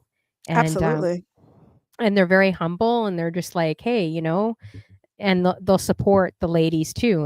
And it doesn't matter what your skill level is, right? Mhm. So yeah, I definitely appreciate that. But okay, so we are definitely going to wrap up, guys. I'm going to see if she's on now. I think she is, She's right? on. She's on. Okay, perfect. Okay, so we're going to rate out. Thank you so much for sticking around. I did not think I was going to go for 3 hours today, but I really do appreciate you. It's been awesome getting to know you more, and I can't wait to hear your podcast. So tag me in Yes, that. okay. I will make I some noise will. when you do. So I'll when you're make sure. ready, Yeah, even you if can you're be not ready, just do it I'll afraid. I'll have you on. Man, listen, literally just put a story up yesterday about that, and I mean, I had listened to that reel so many times before I posted it just because I was like, "Oh my god, this is working." And it was just basically talking about you are your habits and that's the frequency that you're on. Mhm. And he was like the real thing, you're all fear is going to be there, but it's about the daily courage to do it while the fear is present. And I'm like, yeah, that. So Yeah. that's going to be my daily listen to just get there. Like, all right, do it while you're afraid. Do it while you're afraid. I mean, I've heard it a million times. I've even Mhm. told someone that, and I've even done things while afraid. But Mhm. yeah, I feel Well, like it is this is the uncomfortable thing. because it brings you it makes you vulnerable, right? Like for me, the other thing I'm doing on my other page on Instagram, which I wanna delete everything because I hate it, but I'm keeping it up, but it is like a journey of my grief and loss journey, right? Oh yeah, And, wow. and it's uncomfortable. I look uncomfortable. I don't look correct in front of the camera. Like, I absolutely hate it, but Mm, I feel like in this moment, at least for me, that's my God-given purpose. I feel like mm, everything that I went through and all the losses is for that moment. And if it's not for a million people, if it's just for one person that it helps, like how I came to faith or how it basically rescued me out of like a really deep, really, really deep, low point in my life, right? And it was the only thing that took me out of that. Then, but it's hard being vulnerable. Like if your family and your friends really don't know what happened, and now you're going through the story of yeah, like details, it brings you back. Like you have flashbacks of yeah. maybe that night and what happened and then, and people passing. Hmm. But yeah, I just feel like, you know what? It may not be popular to the thousands of people, but like if it helps one person, then your job's done, you know? And that's how Yeah, you have to it's not easy being vulnerable, but like you have to just do it cuz your story is going to touch someone and help someone in a special way that no one else can do it. Like you're the only one that has that blueprint and you're the only one that has like your fingerprint. No one else has it on this planet, right? So when you look at it that way, then you realize, yeah, there's a million speakers, but there's no Mettaspin out there. Like mm, it's only you, right, you know? right. No, you're So absolutely right. yeah, Absolutely. and you already got the crowd. You already got the support, I feel, and it's just gonna keep building. So, yeah, tag me, let me know, and we'll see where your journey unfolds from there. When you're a Sounds multimillionaire, message me, and don't forget the little people. Don't forget never the ever, synchrony. never ever Yeah, from your well, lips. when you're like the new Tony Gaskin or whatever, one of those Or guys. Mel Robbins or Brene Brown Exactly, or yeah, exactly. Oh, Les all those Brown, yeah. people. The Well, Meta Les Brown. Brown, yeah, for sure. Brene Brown, yeah. So when you are, don't forget the little people. Don't forget this date, this interview either. All right. Well, December 5th, 2024, well, thank you. 10:13 p.m. Eastern Standard Time. We got Stirs still in the building. Good to see you, Hey, bro. Hope Stars. you're doing well. Yes. So, thank you guys for all coming through. We're gonna go to Chanel B for her party. Thank She you. just made Twitch partner, which took a lot of work. Chanel B's everywhere. She's so creative. She's done so many great things like in the community as well. So let's support her and be there for her as well. She's one of the I feel like the hardest working ladies too in the industry and the Oh, most Chanel's creative. amazing. Yeah, the most creative. Like, I mean, girl, you see this girl like, I don't know, like out on a tree spinning, and then all of a sudden you see her at the airport spinning, and then you see her on a flight, catching her flight. Like she's everywhere, you know? Yeah, Anyways, she okay. she is that. Yeah, she's definitely a vibe, so make sure you guys catch, our sis, DJ Chanel B, the one and only. You better catch her before she turns out she's getting to be a celebrity there too, guys. So Do you let's mind if rate I it. just say, like, thank you to a few people that have come Oh, yeah, through? Just, go like, ahead. I think I Misunderstood, this girl Christina, Stirs the Soul, Kent Mister, Kent Meister, thank you so much. Blade is Truth, thank you, love. Thank sister, thank you. Black Girl Gamer, who I don't think it was in here anymore, DJ Jinjin. Who else? Who am I missing? I feel Molly like that Parton, well, it's Misunderstood. Molly Party, yes. Chris Cut.